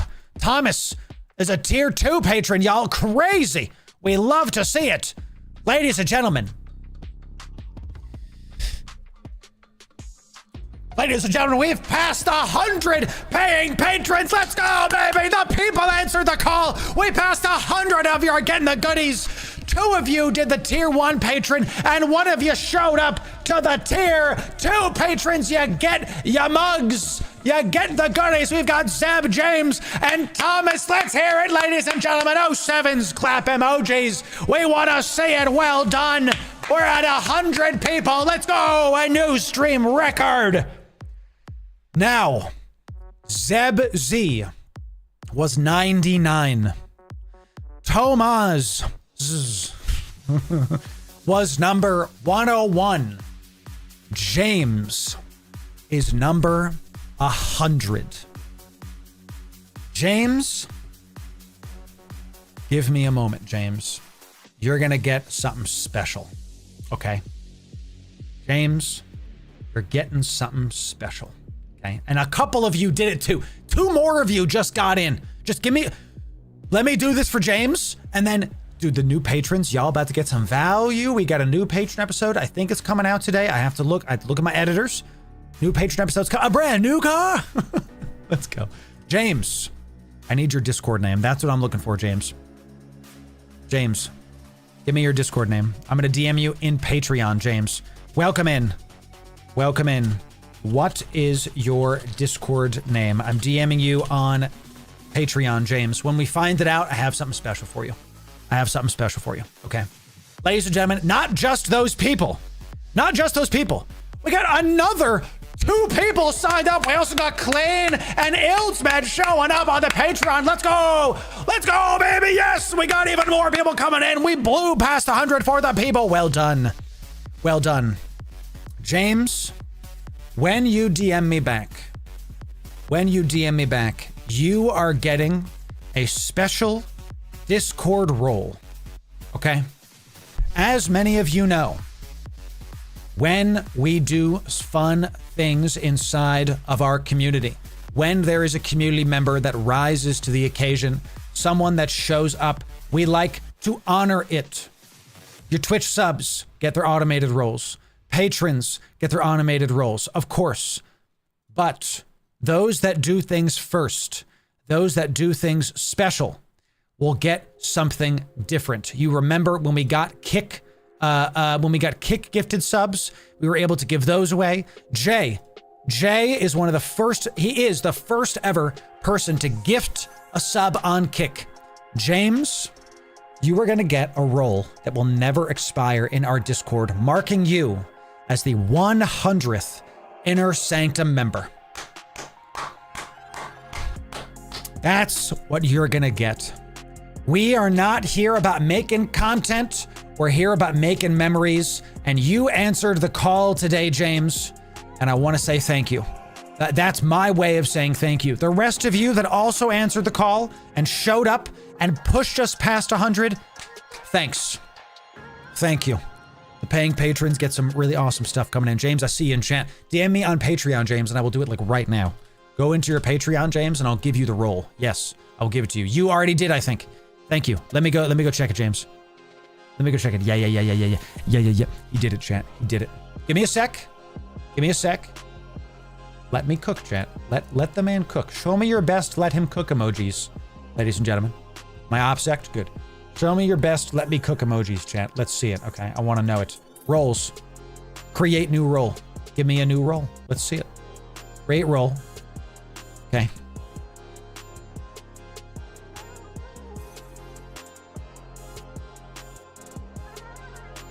Show me, chat. Show me the goodies. What is your best let me cook emoji? Are there let me cook emojis on Twitch? That would be super interesting, chat. Okay. All right. Here it is. We have it. We have the roll is made. Let's find James. Let's find James. Did he win a Hulk skin the other day? He did. He did. He won a Hulk skin the other day. Ladies and gentlemen, here it is. James, you are the 100th patron ever in the Loru brand. God bless you. Well done. Thank you for believing in this community. I'm going to give you that for the rest of your time in our Discord. As long as that may be, you are our 100th patron. There he is. Hit him with a nice 07 chant. Let's do it. I'm going to give you a big 07, dude. You're not just getting a base one. You're getting a, let's do a nice clap. Let's do a, no, clap. Yes, a super clap for you. Wow. Wow. This is it, y'all. This is it. Okay, we love to see it. We like to honor the people that show up in the community chat. Thank you for that. Thank you to everybody else, by the way. Not just James. We had like 5 of you show up on the Patreon and just drop paying patrons. Thank you. The paying patrons get a lot of goodies this year. You're gonna get a lot of goodies. Gentlemen, it's good to see you. Welcome in, my friend. Welcome in. You are here. You did it. Anybody else that I can call out? We got one more. We got another one, dude. Let's go. I'm calling it out. As much as I can see it, we also got Nicholas Scott. Welcome in to the new paying patrons. Welcome in Nicholas, Ildsmed, Clane, Tomas, James, and Zeb Z Dead. Thank you for believing in this brand. Excellent stuff. The giveaway winners will get their items very, very soon. Okay, wow. Just great stuff. So, yo, Policy, you see me on TikTok, dude? Welcome in from the talk, buddy. We're going to be streaming on TikTok soon. We just have to figure it out. Streaming on TikTok is actually kind of annoying. The launcher is like real memory intensive, chat. It's real memory intensive. So, yes, I'll be commenting emote. Thanks. Yeah, do it. The like pew pew shroud emote. We love it. We love it, chat. Wow. What a great freaking time, chat. All right, here's what we're going to do. We got some other stuff coming up. I want to undock today, but the tech issues today might prove difficult. So we did Down the Rabbit Hole. We did a Dune trailer reaction. What I found is another creator's video. I'm going to give y'all the behind the scenes, okay? We found this other creator's video, Game V. He's got 200,000 subs, and he goes into a 30-minute dive of Dune Awakening stuff. So we're going to stay in the EVE category so that you can get your drops. EVE Online is our primary game. And even though we're checking out other stuff, we want you to get your Twitch drops for EVE Online. Okay, so we're gonna play some EVE later today. We're primarily an EVE channel. We're gonna talk about EVE, all that stuff. But I want to see what kind of stuff we can find for Dune Awakening and get a better understanding of what this game is. Let me get the sound right. Let me just get the sound right. Sunstroked. Put this like right here. Sunstroke gives you a debuff. Sounds pretty good. Your water goes down much. Decently enough. Okay, so now we're going to restart it. So, and now we'll get the YouTube video going. So, everybody get ready to say hi to YouTube. Okay, everyone say hi to YouTube. So, let's do it, champ. Well, now that we've seen the Dune trailer, it's time to do a bit of a deep dive onto the gameplay that Dune Awakening has to offer. And we've got a video here from Game V. This video will be linked in the description. Make sure you go give him a like, chat. And hey, go give him a sub too. Let's go see what other content Game V has to offer. And I wanted to show you how this game is. We've got a bit of a longer video, but we're going to see if we can get through the big beats and see just how good gameplay is in Dune Awakening. Let's see what we've got. Say hi, YouTube. Now we're going to jump ahead a little bit in the story here, skipping past several events just to sort of get into the early new player experience of the game. And you'll see that the player, after various shenanigans, wakes up here in a cave. Sure. And as we sort of look around the cave, we'll notice that it's filled with Fremen and the remnants of, Fremen. This ancient culture. I don't see any Fremen. I see a bat. Cutscene so far. Game doesn't look terrible. I like the visuals. Oh, there's a Fremen. Okay. So now as the player takes their first steps in the world... Oh, he's dead, dude. They're really here amongst the dead. And so the first question they should be asking is, what happened here? Who are these people? Sure. Good story. And, this is just a place where we give players a little bit of time to adjust their settings, get a feel for the movement keys, and then move forward into the cave. And they'll stumble upon their first major interaction point, which is the Frem Kit. The Frem Kit in our game serves as both a backpack for the player, of course, but also really a guide. The Fremen used to pack these with interesting objects that they could use to survive in the desert, and it's no different from the player. This is the tutorial. I love that we're getting to see this. I really like this. So we start off, it just like in Dark Souls, you start and you don't know what the hell you're doing, and then you get the Estus, and then you get a little thing. It kind of eases you into stuff. So look, scrap metal knife. You just have this crappy metal knife. Okay, so we got some damage per hit, attack speed. Good. We can see the stats of things get higher and higher as stuff goes. And then you get like a gauze wrap to heal up stuff. Okay. So here they begin their first crafting experience, crafting a small scrap knife. Okay. Out of metal that was in the Frem Kit. Sure. Yep. Zoom. These caves have been moisture sealed in order to preserve the moisture of those within the cave. And so the player, as they explore, will be able to use their scrap metal knife to pierce. Oh, let's go. That's pretty sick. A glow tube. A tube of glow. Okay, so you have to I love the idea that when you start, you have to hold like a glow stick in your hand. Maybe as you tech up, you have a light in your Frem Kit that you can turn on, and that's the better one. So far, so Gucci, chat. Pierce the seals. This is the question we're trying to answer. Is game good from an outside standpoint? I said this in the last video that we did for Dune Awakening. I will pre-order. Let me punch my mic. I will pre-order the game. I will play the game. I will cover the game and give you honest reviews. If you are just not sure, don't buy the game. Let me do it. See my reviews, and we'll go from there. Okay. And escape. A tutorial. It's really this entire area built using Unreal Engine 5. It's just to sort of get the player and ease them into the path. A lot of survival games have very abrupt... we're going to talk about animations. The animation's a little clunky. You're kind of What I'll tell you is that stuff can be improved with time. If the core of the game, if the combat is good, then the animations of the walking person doesn't really matter to me, right? In the long term, that's fixable. Like when we played Vanguard, EVE Vanguard for the first time, we're primarily an EVE Online channel. Check out those guides. Vanguard, at the core of it, was fun. It was snappy shooting, good stuff. Hit reg was doing decent enough for an alpha game. Even though the animations weren't great, it was still good. So even if the animation is I am here to get spice. I am, where's the... I am here to get the spice. Is that the right one? Nope, this is the right one, chat. This is the right one. Ready? That's going to get cut out of the YouTube. I am here to get the spice. Give me spice. The spice controls the world. Like, maybe it might start out like that, but then down the line we will get there. Okay. Abrupt, very harsh beginnings, and we tried to, make the experience of joining Dune Awakening just a little easier. Just give people a little bit of a feel for the world before we really toss them out into the harshness. Yep, you get to see how to craft healing kits. Tutorial. So here we've crafted a heal kit, and we're going to use that to heal our character.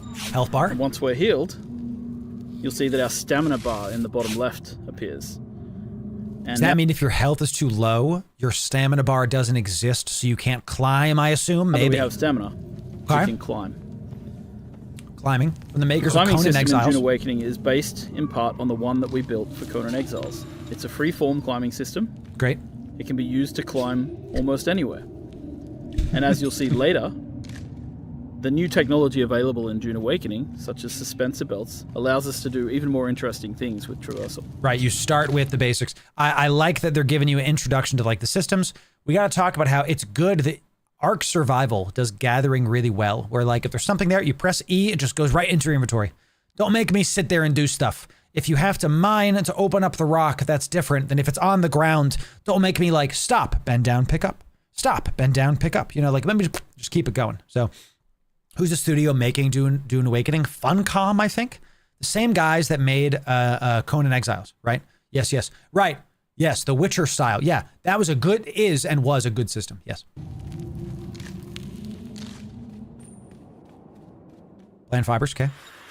So once we finish that first little section, we're jumping ahead. We're going straight into the harsh real world of Arrakis. And here are your first steps on Arrakis. Okay. Your ornithopter has crashed, and you've got to escape from the crash site immediately, because the sandworm always comes.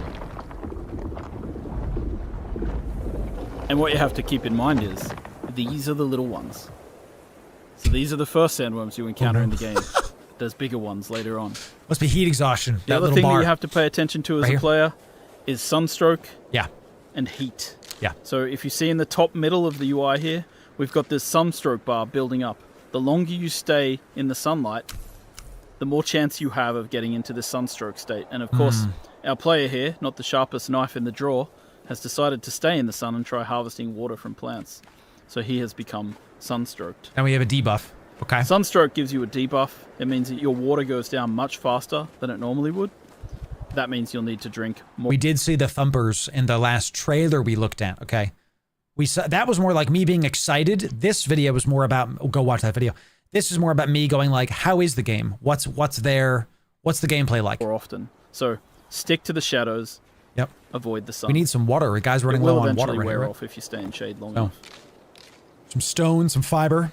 Got to craft. So now that we've made our way out of the first part of the desert and we're heading deeper in, we're going to start to harvest in the game world. So harvesting in a lot of these survival games. Look at this. You're making noise. See that?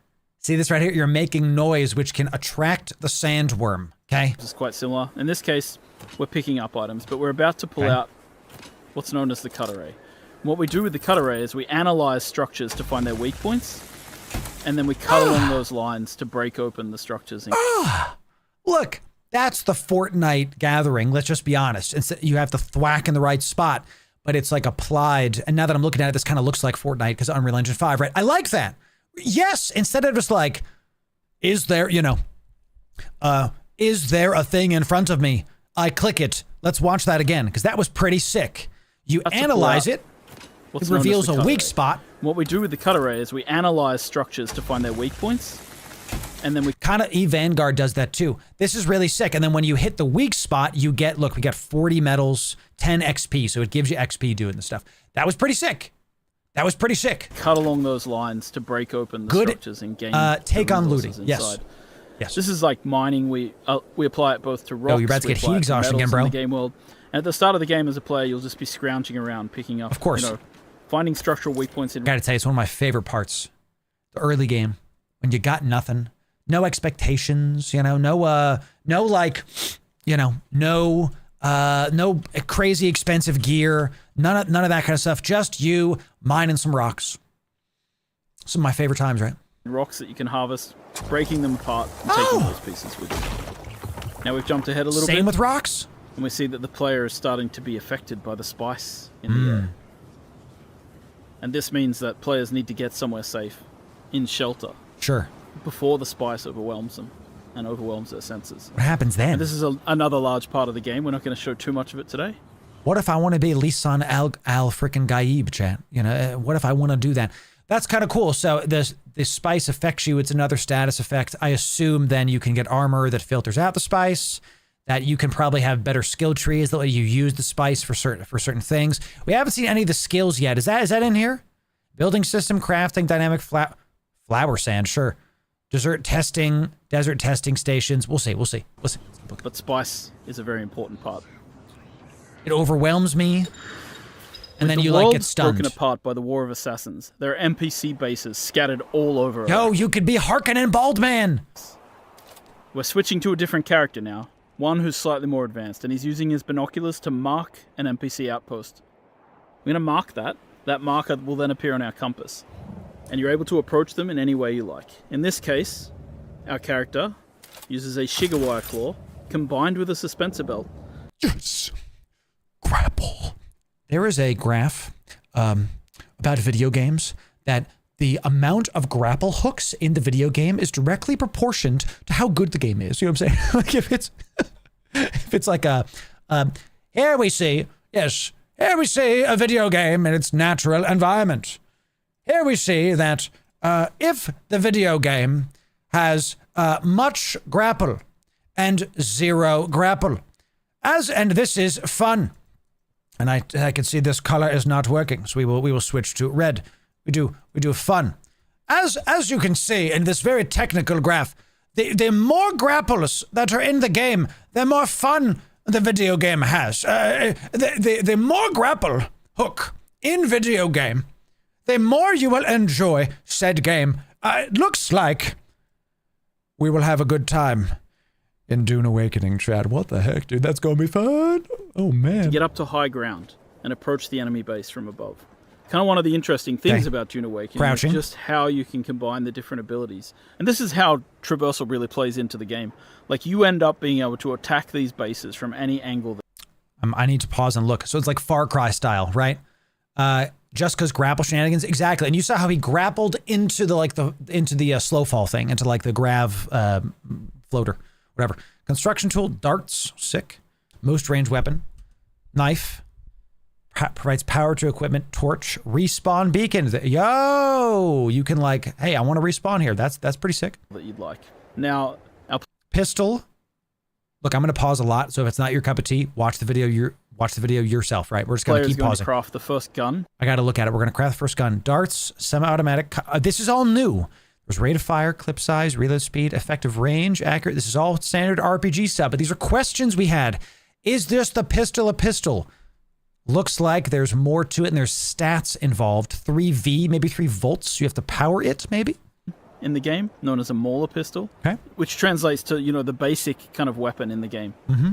As you may know, in Dune, bullets are not the preferred type of ammunition. Instead, it's darts. Yes. Which are fired at a slower rate in order to try and attempt to pierce shields. It's like sneaking in, right? Now, this early in the game, enemies don't really have shields. My so the player's going to sneak into the base from above and use a combination of their early abilities. In this case, dropping out a grenade. Sick. Then sneaking around the corner and beginning to get into NPCs head on. Nice. Okay. We saw he used it, and now there's a cooldown. So similar to the Division or Destiny, there's like I love this over-the-shoulder style combat. Some of my favorite stuff because you feel like you're the character, but you can still see the progression of stuff. So he popped that guy in the head. Some good, interesting headshots there after he grenaded the other guy. That was pretty sick. Pretty sick. Now, troopers are the basic shock troops of the universe, and their ability trees reflect that. Okay. Grenades, Shiga claws for moving around, and of course, they're able to take down people with headshots. Right. You can see how suspensor belts really allow you to change your approach to combat. Cool. Grenade out. Yep. Gotta tell ya. Dune Awakening is at heart a third-person shooter. Looks pretty good. With melee and abilities. And it's the combination of melee, abilities, and range shooting. Gotta tell you, that looks pretty good, dude. Okay. That creates what we call combined arms. How do you heal? He's very injured. This Q thing, was that? Go back. This Q thing, was that how he moved fast? Look right here. I'm muting it so we can just focus on it. Q was the grapple. So he's got an 8-second cooldown on this grapple. Okay, all right. And it's the combination of melee, abilities, and range shooting that creates what we call... He's very low health. That was pretty sick. Mass Effect vibes. Good thing, right? Now, we've taken a fair bit of damage in this battle. So we're going to stop for a second to heal ourselves up. Okay, you got to stop. I like that. Bandages heal over time. So you can't just heal yourself to 100%. You have to actually get into safety, get behind cover. I like that. Before you start using Makes it more dangerous. Now we're going It makes the combat more fluid. That's a good thing because you're not like start, stop, start, stop. You're stop, do a sec, back into it. Right? It makes it more fluid. I like that. It's quickly great. Switch to a slightly different character. Okay. To show off more of the melee that we have in the game. Love that you're grenade. About to see that when a character gets in close, it's melee time. Love that grenade. This character has Swordmaster abilities. First of all, the knee charge, which is about getting in close to do damage in combat. Jeez. And then quickly setting up to a riposte, which allows you to parry and return massive amounts of damage to your enemy.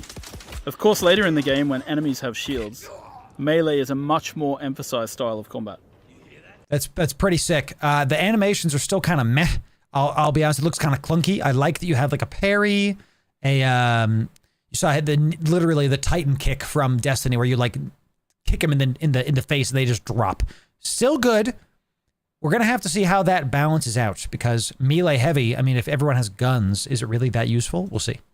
And you see that when a player is not really equipped to handle range characters, they have to fall back on their abilities to get in close. Right. Okay. Now, we've switched again. Grouped up. Now we're going to switch to a set of Mentat abilities. One of these abilities... Mentat? Like the smart people? ...is known as Battlefield Calculation. Using Battlefield Calculation, the Mentat is able to calculate from anybody that they see what they're carrying and what they're wearing. I don't like the sound of that. Now we've dropped out our Hunter Seeker, and we're using our Hunter Seeker ability to take down enemies in the wall. What the hell, dude? What the... Okay, so what does this give you? This is the good PvP class, chat, because it shows you what skills they're using, what they're wearing. I'm not sure what that means. Like maybe this means like a heavy versus light armor. What their gun is very useful. Half-Life 3 confirmed. Like, can you? What's the Sherlock Mind Palace thing? We're gonna have to have those be memes. Yeah, you can literally summon long cooldown, 50 seconds. You summon out a controllable Hunter Seeker battle drone that stabs him and like takes him out. That was really sick. Pretty sick. You hear that? Now, obviously, when you're playing with a friend, you want to combine your abilities and work together. Cool. In this case, the Mentat's able to point out to their friend where people are in the world and how much ammo and stuff they have. You'll see that when enemies go down sometimes, they go into a down but not out state. It's up to you whether you execute them or continue to fight. Cool. I don't see a lot of else what this ability gave. He was like, you'll see where they are. I don't see really any notification of where the enemy is. Oh, up here in the top bar. I think these might be like bad guy, right? There's like, or maybe that's just where it appears and I didn't see it, but like stuff on the top of the screen, right? Okay, so far so great, chat, honestly. Looks pretty solid from a combat standpoint. This was the question. After a quick reload. There it is. Back see? Into the battle. Okay, so then we saw some like kind of overlays where it's a little hard to see. Let me like go to this view. I want you to be able to see the full UI. That's why I'm not like in this corner, but you can barely see like right here. There's like a little overlay that's like over this guy's head, and there's a little overlay that's over this guy's head, kind of showing where stuff is. It's just a little, it's just a little bit there. So, yeah. With our friend coming from above, and throwing out one more grenade. Yep. Pretty cool though. Scanning. Perception bar, maybe. So I think we are, Davencio. I think we are. Exsanguination. And once you've defeated your enemies in battle, sometimes you just got to take their blood. Yeah. Sure. Like always, I guess. In order to get water, the player's going to have to craft themselves this blood sack and this blood extractor and use it to harvest blood from their fallen enemies. It's part of the Dune world, right, chat? Got to get that water.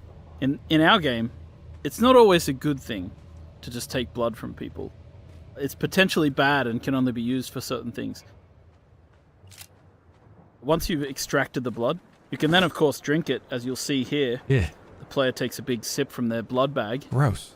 But when they do that, it causes a debuff because the blood is not exactly pure, and drinking blood for water is not exactly a 1-to-1 scenario. Sure. So you'll see that our health bar got shorter while our water bar went up. And so being a blood drinker is not always looked upon in the right way. Right. Okay. I like that balance. Sure. Okay. Of course, once you've played the game for a little while, you'll start wanting to build your own base. And the first part of that is placing down what we call a sub-fief console. A sub-fief console allows you to claim a small part of Arrakis as your own. But it does in turn mean that you'll start to owe taxes to the Emperor. So... Oh no, dude. Looking like rust. Looking like rust. Here we are with our building system. And you can see that we have two types of building here. We have the holograms, which show in the beginning. I call them Solido projections internally. Looks really great. And we have the way that you fill in, which is by holding down the mouse button in this case. This looks really great. Okay. So the cool thing about this is it allows us to have this cooperative building system. So you'll see that one player places out the Solido projections, and the other player fills them in with the materials from their inventory. Oh, that's great. So I can say, build this here. I don't have to worry about, hey man, do you have 5 wood? No, I only got like 3 wood. Okay, trade me what you don't got to deal with that. You just put it, this is what I want, and your other people come in and you click a button. That's pretty sick. And right, Mr. Ken, you might have a skill about the blood thing, you know, interesting. Yeah. People play together and build together in an interesting and exciting way. That was sick. Ship flying around. We've seen through our experience with Conan Exiles that some people just love to build in these games. Me. So we've created a system called the Blueprint Building System that allows players to save a copy of their base as one of these giant holographics. Oh, yeah. Then they can take them out into the world and place them out wherever they like and then rebuild. And we have another system in the game which allows you to take these, you know, big architectural designs of your buildings and sell them to other players on the exchange. That's pretty sick. Once again, this is a way to quickly move your base around the world. If you've got a design you like, you don't have to, you know, throw it out immediately. Right. And it allows you to create these interesting masterpieces. It also, as you can see here, allows you to, you know, if you're not artistically minded and you don't like building big bases, you can buy them from other players. Right. That's really cool, I gotta tell you. Precisely what I asked for earlier. Yes. Similar to Once Human. Yeah. You know, so that's a good question, Dr. Gorian. Maybe we should do that tomorrow. Maybe we should do that literally on tomorrow's stream. That's Once you finish crafting a base, you want to fill it with all kinds of machines, fabricators. We saw this in the trailer. Yep. And of course, harkening back to the blood extraction we just did, we've got the blood purifier. Okay. So what we want to do is take the blood from our blood sac and deposit it into the blood purifier, and over time, it will refine into lovely, fresh water, which can then extract into our litogens and carry with us out into the desert. While there's many varieties of fabricators that you can use to craft things in the game, one of the most exciting things is crafting yourself a vehicle. So we're opening... Did everybody just get like real excited when they saw the guy walking into the garage with the daggum ATV? Anybody out? Right. Harley, you and me just go, yeah. that's the good stuff right there, dude. And from here, we're able to put... I hope they took a real look at the base PvP gameplay. Conan Exile was very built into terrain and mass hatches and walls. It's very frustrating. I hope so. I hope they fix that. So, we got a daggum sandbike, chat. Purchase the design for a sandbike. A sandbike is... Looks like Ark Survival. Very Ark Survival, where you spend points to acquire designs for a thing. Gotta tell you, I like that. Ark Survival, when you leveled up, you got a skill point, and you could spend the skill points on various things to unlock. So let you pick what you could build. This also meant camaraderie in your tribe was good. It looks like that's the same. So if Loru's character, I went big into crafting vehicles. I have all the designs for crafting vehicles. But remember, my buddy doesn't have to get those. I can get them, but my buddy doesn't have to get the designs.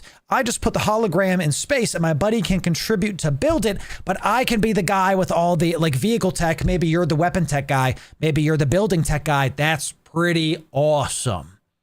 That's pretty awesome. Okay. Gonna be interesting. So I agree, Noxie. We'll see. Yes. For a sandbike. That's pretty awesome. That's solid. A sandbike is one of the early vehicles. I have yet to see something I don't like. Let's just be clear. You know, I have yet to see something I go, this is all available to players in the game. looking real good. And you can kit it out with different types of modules, including an extra seat, which allows you to bring your friends with you. Yes. Bring your boys. So in this menu, you can see we're fabricating ourselves a sand bike. Okay. And all the different parts of the sand bike have to be fabricated individually. Okay. So the player is going into the menu here, they're crafting different things which will make up their sand bike. And as you can see, it prints out in this kind of 3D printer type way. Yeah, queued up, where come all back. the materials are Right. turned into these particles, which then come together to form the different pieces of the sand bike. And you can see Sure. it's sort of all happening in the background here. And if we go out into the world view, you can actually see the pieces forming up inside the fabricator. So a base with lots of these fabricators going is actually pretty cool and pretty busy. It's pretty sick. Once we've done, we jump back in, we pull things out of the queue, chuck them into our inventory, and then we use the welding tool to... It's a little clunky. We'll see how it feels, where it's like, craft, go back in, get it. We'll see how it place feels. out vehicle pieces. Now again, this is a cooperative activity. We've thought about multiplayer, so any other player could be working with you to place modules and pieces of this bike. And so we're going to assemble this bike, but of course when you work on larger vehicles and your friends are with you, you'll be able to work together to craft big things like transport ornithopters or sand crawlers. And again, you can unlock different things to get bigger items, better stats, different activities. This is like the first thing you can make. I do like this. I like this. I don't think it's great. I'll have to see how it feels. Okay. So yeah, we'll see, Qualtech. We'll see. I just said there's nothing I don't like. We'll see how this feels, because it's one thing to watch it, another thing to do it. And so we're going to add the body to this, and we're going to add an extra seat just in case we want to bring our friend with us. Looking good. Once the bike's been assembled and fueled up, you jump on and you can head out to explore the greater areas of Iraq. Oh, look at the sand. Let's go, dude. That looked real nice, dude. World events. Heading out into the world to explore can be a dangerous experience. And as you explore the universe, you'll find certain dynamic events will occur. In this case, the War of Assassins has claimed a new victim, a ship which falls from the sky, spilling its loot all over the sand. So we head out there to see what we can get, to harvest and gather as much as we can. Yeah, what can you get? Of course, the problem is this is extremely visible to everybody in the nearby area. Yeah. So people will be able to see this. And so in a PvP area, you might suddenly find yourself coming... Confirmed. There will be areas of the game that are PvE, and there will be areas of the game that are PvP. If it feels like the Dark Zone in the Division, I gotta tell you, one of my, aspirations, maybe one day I make enough money that I can buy the rights to the Division and I just make the Dark Zone great again, you know? Like, if this is that but better, the Division 1 Dark Zone is one of my favorite gaming experiences of all time. It was so much fun running around with your buddies, moving in and out. The NPCs are tough, the players are there, someone's sniping, drop a smoke. It was awesome. It was just awesome. Okay, and if this is like that, ooh, let's go, dude. Let's go. We'd think that, James, right? If the bike dies, you have to craft one again. Maybe. I hope so. I hope that's the case. I hope it feels better. On a bike, it feels a little clunky, but oh no, the giant sandcrawler though. Yeah. We'll see. Into competition with other players. In a PvE area, you might just find other people competing with you to get to the take it all. first. Don't even worry about it. Okay. Same kind of deal. Slice it. Oh, he missed one. See that? He missed it, so it didn't open. And of course, Nice. at night time... Okay, before we move over, because the nighttime sounds fun, I'd like to see... World events, I think, are a really great system. One of my favorite MMOs of all time is Guild Wars 2. WoW did these two. I like the idea of having the best loot in a PvP area. I think that should happen. Or if it's in a PvE area, it should be like a world boss. Like you have to take down a sandworm or something, you know? So, yeah, James, thank you. This is really great so far. There are different kinds of threats. Because while the heat of the day is dangerous, at night, the Sardaukar patrol this area of the desert with huge spotlights, searching for players. Now this player is over here, harvesting dew with a dew reaper, sucking the water off the surface of these plants. Yo! and they've been captured and seen by the Sardaukar. And the Sardaukar send down troops to come floating down out of the sky to attack and destroy the players. Bro is in a venture and got hopped on. Oh no. That's so crazy. That's pretty sick. You're just minding your business. And then look at it tractor beams you up, it like captures you, you know? That I gotta look at, that's sick. And they're just like, there he is. I understand you have contraband. No dew harvesting in this area. Pay your dues to the Emperor. That's really, chat, that's pretty great. I gotta tell you. Okay. Wow. Wow. Here we go. Now, of course, as mentioned, traveling on the surface at any time risks drawing a sandworm. Show me. There are certain things which we've created to draw players out of their comfort zones.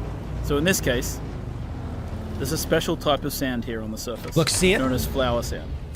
Flower sand, according to the books, is the softest kind of sand, and players can use it to refine it into a variety of different materials that they need for crafting. So you want to come out into the desert and you want to try and find flower Look, and they're sand. showing you two different ways. You can you can palm the stuff, or you have this other thing that harvests it, a specialized tool. But you'll notice there's like a bar right here. Let me make it bigger. Look how when they do stuff, you can see the sound. See how it's like, oh, it's making sound. Careful, oh, making sound. You're making noise. Like it's showing you, hey, the worm always comes, ladies and gentlemen. Pause. The worm always shows up. You want to come out into the desert and you want to try and find flower sand. But you have to be wary and pay attention. Because as you harvest, you risk drawing the attention. Where's the worm sign, dude? Sandworm. Where's the worm sign? Show me, dude. Show me, Shia-Lude. Where's the man's himself? We've awoken the beast. The sandworm is coming. We spent too much time out here. Yeah, you did. And it's coming to get us. Yeah, you did. And you can see in the middle of the screen the indicator showing us that the sandworm is angry. And it's coming after us. And our only option now is to get back to rocky ground. Oh, let's go. Or the sandworm's going to take us. Oh, let's go, dude. That's horrifying. I don't know how those guys survived that, but somehow they managed to get to the safety of the rock island.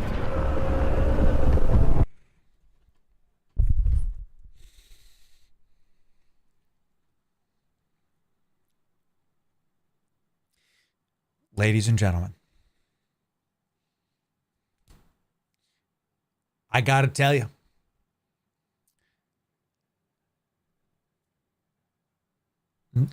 don't pre-order games.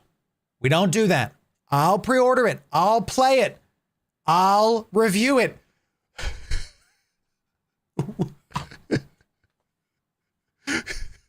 That was awesome. I gotta see it again. Show me again. I want to hear the worm, because like the Drawing the attention. Turn volume up.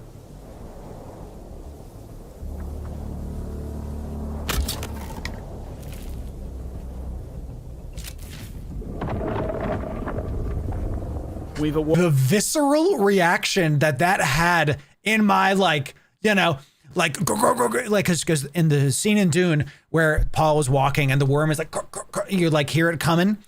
This is like, it's kind of like Thasalophobia. We were talking about this about Subnautica and the new No Man's Sky update. That's kind of how this feels. It's like the fear of the deep in this sand pit. Well, watch it again. Woken the beast. Yeah, you the did. Sandworm is coming. We spent too much time out here. Yeah, you did. And it's coming to get us. Yeah, you did. And you can see in the middle of the screen the indicator showing us that the sandworm is angry. And it's coming after us. And our only option now is to get back to rocky ground, or the sandworm's going to take us. I don't know how those guys survived that. Yeah, But somehow you know, the devs pressed the button to stop it. they That's managed pretty to get sick. to the safety of the Ladies and gentlemen, don't pre-order games. I'm going to cover it. I got to tell you, I have not seen a gameplay trailer that has made me excited like this in a long time, right? Praise the maker and his water. All of us overcomes. Every single person overcomes. Just going to be like, Praise the maker and his water. Bless the coming and going. Everyone's just gonna keep talking about it, dude. Gotta tell you. Once you've crafted your first ornithopter, you'll be able to take to the air, and your entire perspective of the world shifts. Uh-huh. From here, it'll make traversing the world a lot safer because you can avoid the sandworms. It'll also help you to go out into the larger world of Arrakis. Yep. Here we are in the overland map. Ooh. We're going to make our way south until we find the place known as Harko Village. Sick. Harko Village. It looks like this might be a fast travel map, right? This looks pretty great. This is like I'm going to travel to the place. Is the current seat of the Harkonnen, after their city, Carthag, was destroyed in a nuclear explosion during the War of Assassins. Yep. There's more details like that in the lore of the game for players to discover and explore. Cool. So we're going to land at Harko. Sure. And we're going to explore the social space. Let's see it. Oh my god, so many expletives. The moment, the moment the worm starts coming, it's like, dude, is that in worm? We gotta be able to... it's just gonna be another... It's just, I'm not gonna be able to play it on stream. It looks like you might be controlling it too. Yeah, kind of interesting. We're gonna see about it. It's gonna be freaking cool, dude. I think it's gonna be very fun if it was a sped up in a battle royale format and limited features. Yeah, we'll have to, maybe they'll do like Elden Ring is doing Night Rain, where you have like a little version of Elden Ring as like a iteratable roguelike thing. Maybe we'll see that here. We'll see. We'll see. Once you arrive in Harko Village, Cape looks you'll tight. be able to meet up with other players, interact with them, trade, and create guilds. Bro's got drip. The game has a variety of social interaction mechanics, from emotes to grouping to a chat. Is it an MMO if you can't slash dance? No. The answer is, I want to play as a worm. Hi, my name is, hi, I'd like to volunteer my services as Shai Halud. I'd like to be Shai Halud. Dude, can you imagine remember the game Evolve? Was that it? Where you could play as the monster, like hunting players? That would be kind of sick. Or if, what was the zombie game? What was the zombie game where we played on stream a lot? Where you could do a PvP match where you played as a zombie, like hunting players. You could play as the players, but you could play as the zombie, like hunting them down. What was that called? It was a really good game, and I just don't remember it. Greetings, humans. My name is... Left 4 Dead was... yes, that was one. That's on me, chat. I literally just described Left 4 Dead. It's not the one I'm talking about, though. It was like an RPG. It wasn't like a group up with your friends game. No, I did play Dead by Daylight. It wasn't Back 4 Blood. They have a second one coming out. Yeah! It was Daylight something, wasn't it? I'm Googling this. Because it wasn't Dead by... No, you're Harton. You're right. It wasn't Dead by Daylight. I played a lot of Dead by Daylight. It wasn't this. No, it wasn't World War Z. I'm Googling, this is going to drive me nuts because I played it on stream so much. Dying Light. Dying Light, bro, where you could PvP as the... Yes. This was a good game, dude. It was fun, a bit janky. A lot of fun. Dying Light. Yeah, see, everyone is like, oh, yeah. I Googled best zombie game and that came up. Dying Light. A lot of fun. A lot of fun. They're not going to let you play as the worm, chat, but that would be kind of sick, Harko Village, you'll also interact with story characters. It's a good game. Follow the main story. Quests, vendors. You'll be able to meet vendors Typical. who will sell you exotic items. They let you live. That is interesting. Bro, where are your eyes? You'll be able to get a feel for how the factions are viewed in the world. And of course, you'll be able to swear allegiance to one of the major factions. You can RP walk the Harkonnen up to the Duke. The Atreides. Yep. Swear your guild's allegiance and begin to take part in the politics of the Imperium. Awesome. Horde versus Alliance style. Makes sense. Okay. Once you've grouped up with friends, you should go out into the world and find desert Imperial testing stations. These are dungeon-like experiences, which you and your friends can work through together.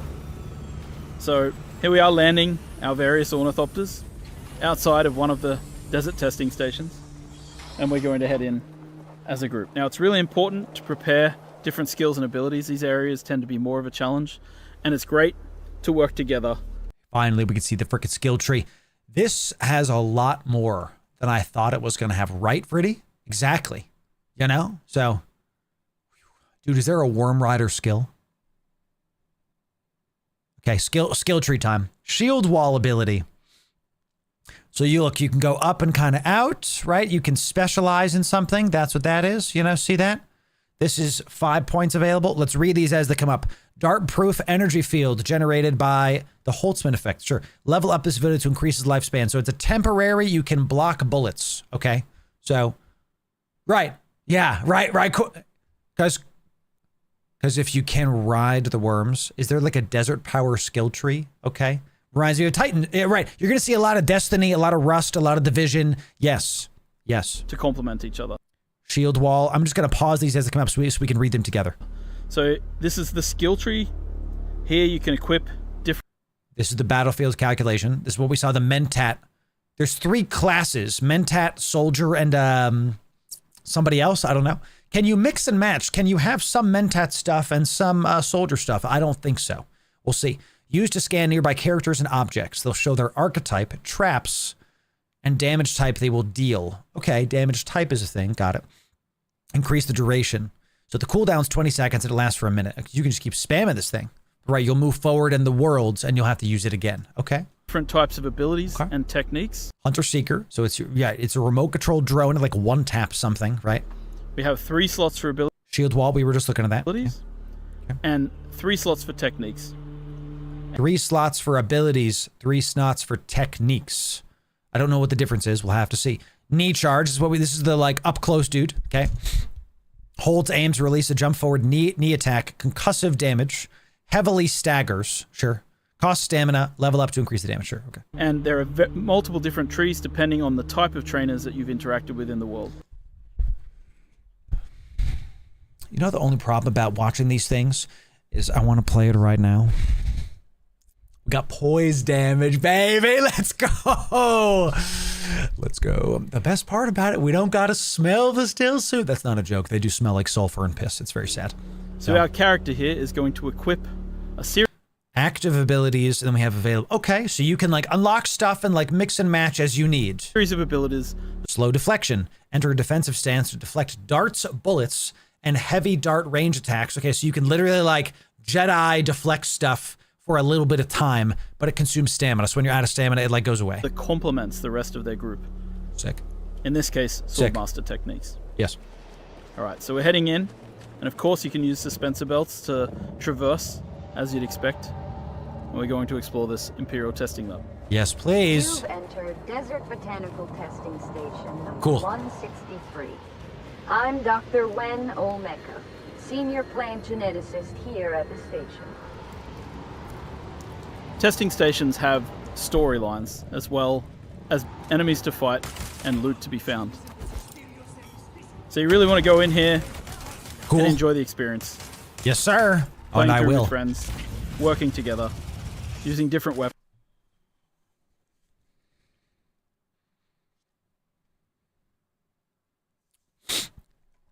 Johnny, which class did you pick up? Yeah, I got a pistol, and I got a knife. Pistol, knife, I got a flamethrower, dude. Ladies and gentlemen. Weapons and trying out different techniques. I like the Titan kick. I'm a Titan myself. Now this player has placed out Shield a wall. portable cover. It's a different ability to what we've seen before. Cool. You see that the enemies here have shields? Ah, they have shields, so the bullets aren't doing as much damage. Yeah. You can see here. You can see the enemies have shields. They've deployed shields, which keep them from bullets. But my friend has a freaking flamethrower, dude. Let's go. This is crazy. Using the flamethrower, it's easy to get through a shield because you can burn the air around them. Yeah. I love it. The shield looks. Our characters are a little higher level than they were in the start of this video, so you're able to see that. Yeah, no kidding. We can take people down a little more easily. I like that it's more about which abilities and less about them having just a big health bar. So that's pretty good. Chat, ladies, is that Helldivers 2? If it is, I'm in, baby. I'm in. Okay.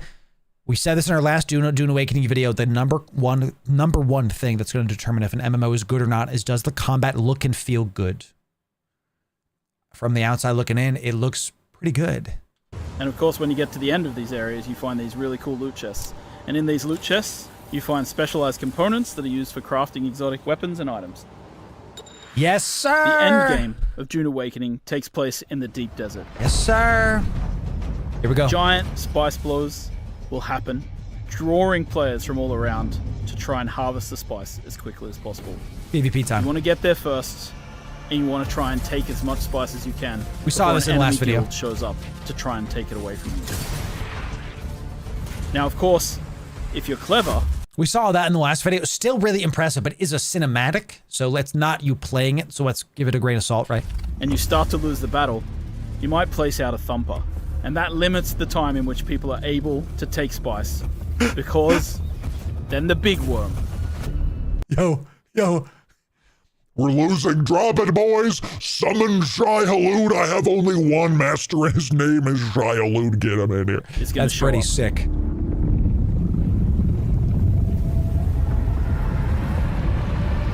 The big boy. Looks pretty great. Awaken. Now this looks like it's more just trailer. Let's see if there's more stuff. This is literally more of the trailer that we already watched. Okay, looks like that's done. Y'all, this is pretty great. Okay. Look, hype aside, this looks like it has a very solid base. The combat does look good. The status effects, the intro thing, how it kind of shows you what's what. The crafting, the gathering looks interesting. I love a good crafting game, chat. As I've said, my buddy and I are playing Valheim. We're having a good time playing Valheim off stream, just chilling, you know. If you want Valheim guides, let me know, chat. I'm in the Mistlands right now. We're having a good time with it. This looks pretty good. The thing that's going to make this great is the diversity of these combat sites. Is it just the same Far Cry camp over and over again? You know, is it like Fallout, hey, a settlement needs your help again, kind of thing? Or the dungeons, just a cookie cutter dungeon again and again? One of the favorite things about Elden Ring was that while the dungeons were similar, each one had its own unique flavor. So if every single dungeon is just the same enemies, but this guy has a shield, there needs to be some more diversity to it, right? Now the game is just coming out as well. It's a new game, so we'll see what that looks like over time if they add more stuff to it. I like the varying abilities. We've got up close, we've got guns, we've got tactical mentat stuff. I'm pretty sure we've seen in other publicly available things that there's like a Bene Gesserit tree, so maybe you can use the voice. I think you can. I think I saw one of the parts of the trailers that's like a thing. So this makes me want to play. But as always with any of these games, let's curb our excitement for just a moment that how this is implemented is going to be a big part of this. If it looks like it is more like Rust, where there's going to be an individual server, you know, you get your Benedict Cumberbatch mode where you see, I'm going to your mind palace, chat, and you can see everything. You know what the heck? This is pretty cool. If it's like Rust, where it's all on a server and everybody's kind of sharing areas, that is what I'm thinking it's like. I like that, because if this is like World of Warcraft, where it's all on one big server, and there's going to be a real estate shortage, because everyone's going to claim stuff and all the best spots are going to be taken, and then, you know, that's kind of it, right? We'll see. I like the skill tree. Skill tree looks interesting. Looks very Division-esque. That was always good. I like the skill usage. The combat does look good enough and fluid enough. The animations are a little clunky. There needs to be a little bit more work there. Sure, fine. But the base of this looks good. Not okay. Good. And that, I think, is the most important part. The crafting, the building. I like that there's a community aspect to it. You can craft some stuff. You can make some vehicles. The dynamic events, chat. The Sandworm thing was real sick. We don't gotta sugarcoat it. That was really freaking awesome. But is it just going to be the same every time? Is it going to be annoying after a certain amount of time? I don't know. We'll have to see.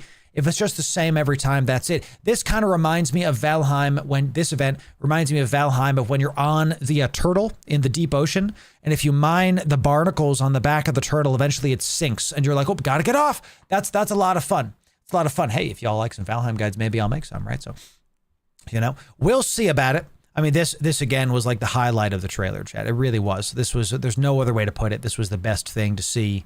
You know, what happens if the worm eats you? This was incredible. Seeing the worm show up on you and I'm very excited for that. And this is a little one, right? Maybe the PvP zones are the biggest places where the worm is, right? Like and then the worm eats the various things, if that happens. What do I think? I think this has a lot of potential.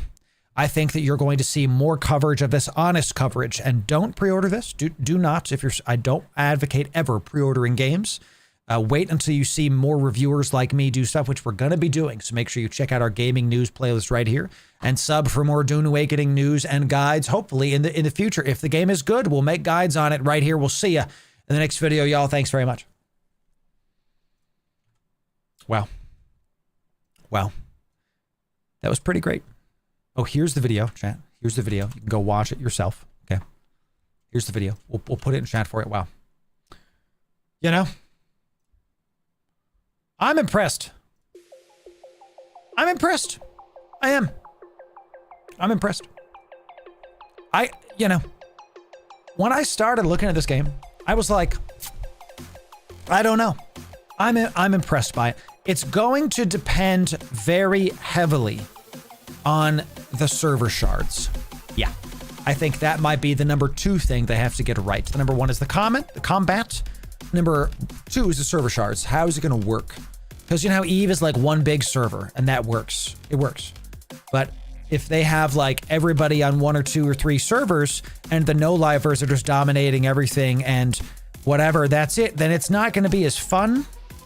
It's not going to be as good, I think. So we'll see.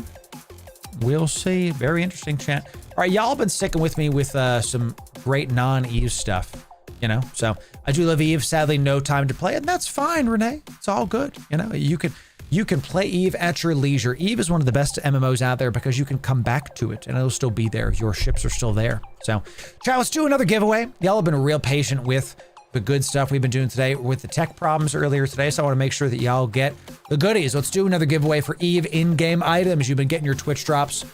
Thank you very much for being here during the Twitch drops event. Glad you're doing it. Let's get it. Here's how you can win your giveaways that you got to be following on Twitch or subbed on YouTube. Once you're doing those things, then you show up in our Discord. That's it. That's all you got to do. That's all you got to do. It's time to give something silly away again, chat. Let's do a bunch of ships. We got a Caracal Navy, and we got an Augor Navy-esque EV issue. Each of these are 50 million-esque. Caracal Navy ship and an Augor Navy ship. These are really awesome. Each one is 50 million-esque a piece. These are the ships you're going to be able to win. 2 winners, 2 ships. We're going to keep going through our giveaway folder, keep giving the stuff away. We'll give y'all a couple minutes to get it done. Well done reacting to James there, chat. Well done. He got the 100th patron message here, chat. It's really awesome stuff. So giveaway time, favorite time. There it is.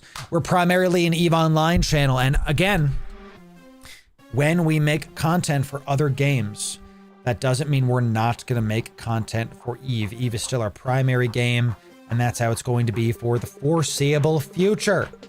Foreseeable future. So, you know, here, let's keep hiding stuff, chat. We love to see it. So, okay. Let me do this. Give y'all a couple minutes. Come on down for the giveaway, chat.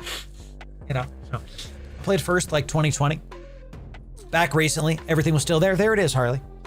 We say this a lot. If you play games like World of Warcraft, you're going to be all the gear you grind for is like irrelevant in like a year or 2. Versus, and your class changes. It's a completely different skill tree. You know. In EVE, it mostly stays the same, which is a good thing. They add more, but the existing stuff stays the same for the most part. Now, they did say in the recent director's letter, which we just put out a very long video on, but y'all are still eating it up. Well done. You all are still checking out Prime second monitor content, ladies and gentlemen. You're still loving it. One of the things that they talk about in this video, in our new, you like the Make Mining Great Again thumbnail, chat? We had to do it, okay? It is a 2.5-hour video. Enjoy the podcast style. All right. They did say that they're going to be doing some more ship changes over the course of the next little bit. I think we'll see some more of that. We'll see what that entails as we move forward. Okay, so overtime, you can do everything. Yes, sir. Yes, sir. Vriddy, you're going to love it. Okay. Diversify the videos, get more people to come to the channel. That's true. This is why, Lord Luck. You're right. We're doing non-EVE videos to invite people in to play EVE Online. It's really all about growing the EVE player base. That's the goal. You're correctly there, Lord Luck. That's it. So, to give you time context, to stop by shortly after Niarja fell and broke the trade routes. There it is, Harley. Yo, Harley, it's good. And now you're here. Welcome in. Z1 Rack, welcome in with all the follows. A bunch of new follows while I was doing that. Blowing, welcome in. God bless you. AT, good to see you. Hoopy Doo, welcome in. Gaxi, welcome in. Monks, and Mr. Secco with the Twitch Prime. Out of your mind. Amazing stuff. Good to see you. Good to see you, my friend. Good to see you. Yes. I'm a new player. You've been such an amazing resource. Listen, Eldritch. Whew. Those comments make me mushy and like emotional. Thank you for being here. Thank you for watching the guides. I'm happy to help you. I make EVE guides that I would have wanted to see when I was just starting. Thank you. Thank you for being here. Chat, can we get some 07s for Eldritch over here? New player showing up. Welcome in, Eldritch, to EVE Online. It's good to see you in New Eden.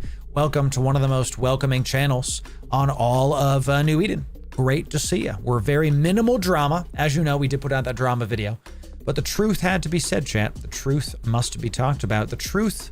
So there was one of the comments on that drama video that said, yo, good timing. And I responded correctly. The truth is always convenient, ladies and gentlemen. It is the proper time. But that's how that goes. Chat, we're going to do a giveaway in just a moment. Yo, her, good to see you. Absolutely. Twitch Primed, out of your mind. Welcome in. It's good to have you. Thank you very much for that. Thank you for that. Appreciate it. So, Corax T0 Alpha Build has been my bread and butter. Getting that big 7 million drop. Let's go, dude. It's 7 million-isk when you're new. Big deal. It's like getting 10 gold in WoW. Speaking of WoW, I'm a WoW player who found you in EVE through Pirate Video. There it is. Let's go. See, EVE is a good game. That was the point of that video, is that he was painting it in a really bad light. And what do we say, chat, right? We called out the truth, we forgive him, and we move forward. That's it. That's all we do. That's how we do it here, see? So, good to have you. Good to have you, Eldritch. Welcome in. It's fantastic. Paying it forward in reverse. Okay. Excellent. Excellent. So, there's really nothing quite like EVE. Harvey, you're right. Val, you're famous. You are. You are, Val. Can I point to him? Can I point to him? You're famous, Val. All right, chat. You followed on Twitch. You've subbed on YouTube. You're in Discord or Skynet. Welcome, and it's good to see you. The last thing you have to do is type the word that we say here. And the word is thank you. You're going to type it one time, case sensitive, into our Discord. One time, case sensitive, to win hundreds of millions of ISK. Two of you. One of you. Just one of you is going to get both of these ships. That way it's 100 million ISK for one of you. Let's do it. Let's do it. So. You liked it, Papa. I'm glad y'all liked it. And you're going to see that we don't do really any drama. That video had to be done because people kept on getting... look, this is the reality. People said in the comments that, oh, the timing. Dude's a clout chaser. I had so many people the past couple months saying, Loru, I Googled EVE and I saw this video and it was that Pirate Software video, right? And they're like, is this what EVE is about? It looks like it's not very fun. And I kept saying like, no, it's not, you know, it's not what it is. And I kept on doing this. And then last week, I had like a bunch of people come to me privately and was like, Loru, like this dude lied in this video. This is not what happened. You know, what do you think about that? And I was like, well, now that I have firsthand knowledge of this, I think it's time that I come out and talk about this. So it's going to be one of the only drama videos we ever put out. So, and again, we call out the truth. EVE is a good game. It's not some administrative nightmare like Pirate Software was trying to paint it. And he was trying to take credit for what other people are doing. Claimed. Now we forgive him. And we move forward. That's it. Now we're going to get back to our guides and infotainment. That's how we do it, chat. So, you know, my comment, that's my pinned comment. EVE Online is about the stories the players write. Maybe it's time y'all join me. That got you hooked? Let's go. That's sick, dude. I love to see it.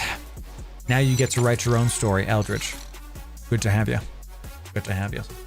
I had no clue about EVE till all that, but I wanted to give the game a fair play to see, and there it is. And you can play it for free. Alpha character. Welcome in, A-Threads. Good to see you.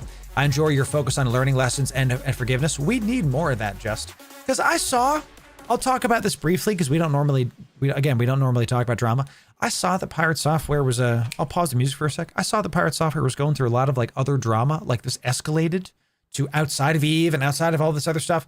Nobody deserves that kind of vitriol, chat. You know, I know the guy messed up a couple times, but nobody deserves that kind of vitriol. So we got to practice that kind of forgiveness and that kind of healthy living. And I really do hope that all this stuff, all the drama, like turns around from him very, very quickly. I really hope so, because nobody deserves that kind of like online vitriol. You know, he's a person just like you and me, and we're all the same at the end of the day. We're all just people trying to do our best. So I hope he's already successful, Chad. It isn't in my well wishes, but I hope that this turns around in the end and that it gets easier to manage his online presence, right? Because I'm sure right now he's just blown up from all sides. So we just forgive him and move forward. That's it. So, you know, thank you, McCavity.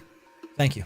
And again, you don't have to be a Christian, but you can, you know, I like to preach wise living, because wisdom is just knowledge applied in a good way, like morally good, you know? So that's how we try to live. That's how we try to live. Dreen, it's good to see you. Welcome in.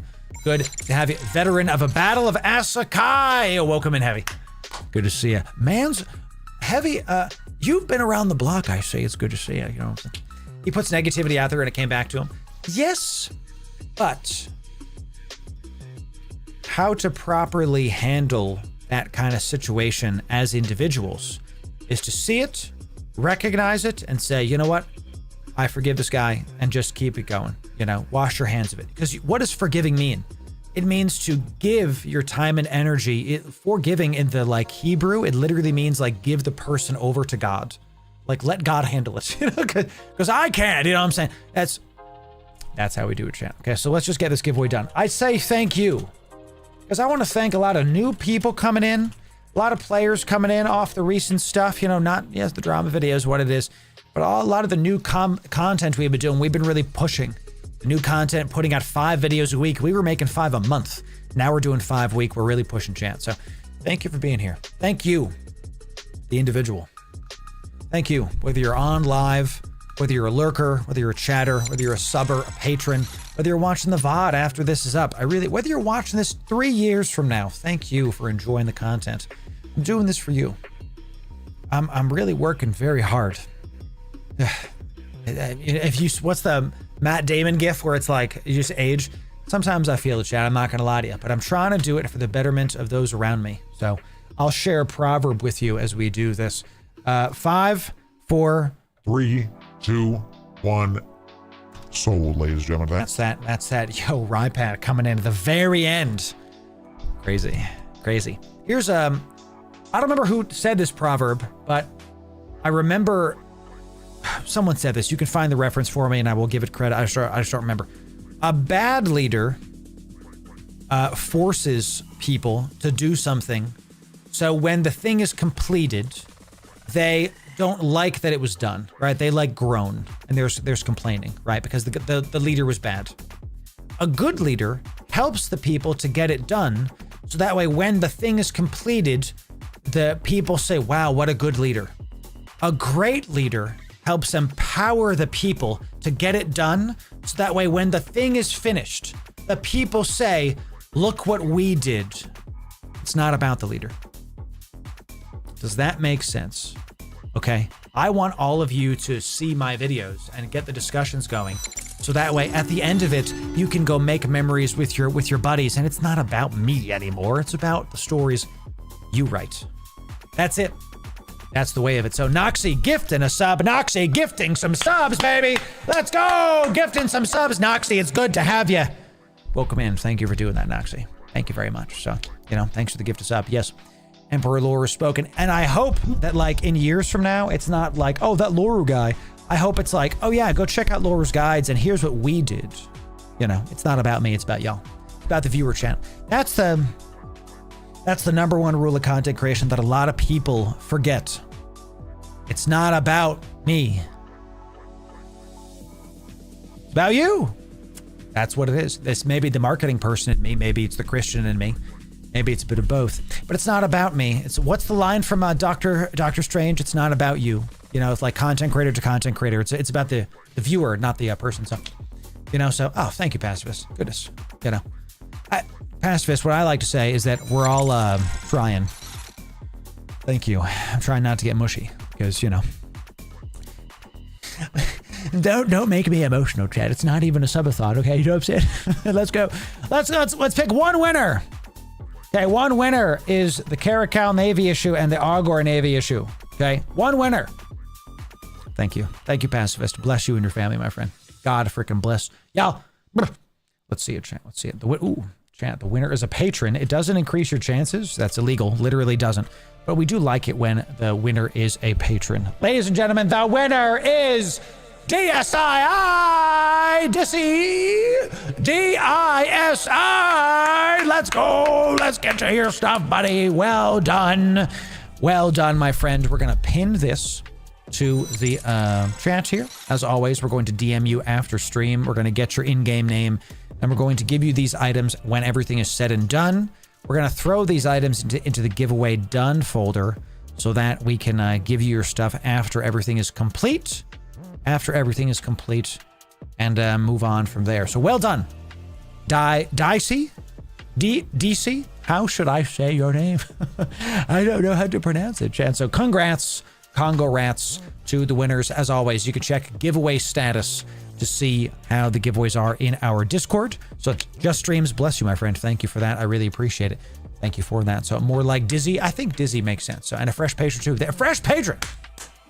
Dizzy, you did it. Dizzy, I'm gonna call you Dizzy. Well done. You're a fresh patron. Bless you. Chat, I see the new people coming in. I want you to understand that you do not have to keep up with this Discord. We're all working adults, most of us, okay? And even if you're not, you still have jobs to do. You can check the notification rolls, chat, in our Discord to never be spammed. We do not at everyone, okay? We do not at here. We only ping you based on what you choose. So if you want our YouTube videos, that's the red heart. If you want all of our notifications, that's the black heart. Thank you. The 324 of you that have chosen all our notifications. You are the core of this community. God bless you. Thank you for that. The live stream is the purple. You watching the live now, you're here now.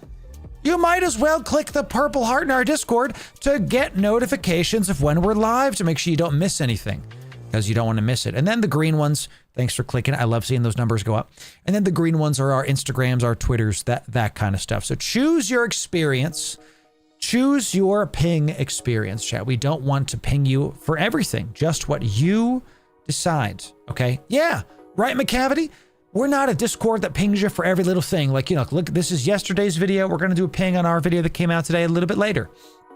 Our sales stuff, we don't ping for these. We mentioned it in our brand announcements as well. We don't ping for those. I think I talked about it. Yeah. We do not ping for sales stuff. We only ping for content that you signed up for, okay? We want to make sure that we respect your time and your Discord pings. We're all trying to do our best, chat, so we're going to make sure that we keep that going, okay? To be fair, I've been carrying you around to the warehouse in my hoodie pocket at the warehouse. Dude, that's sick. Love to see that.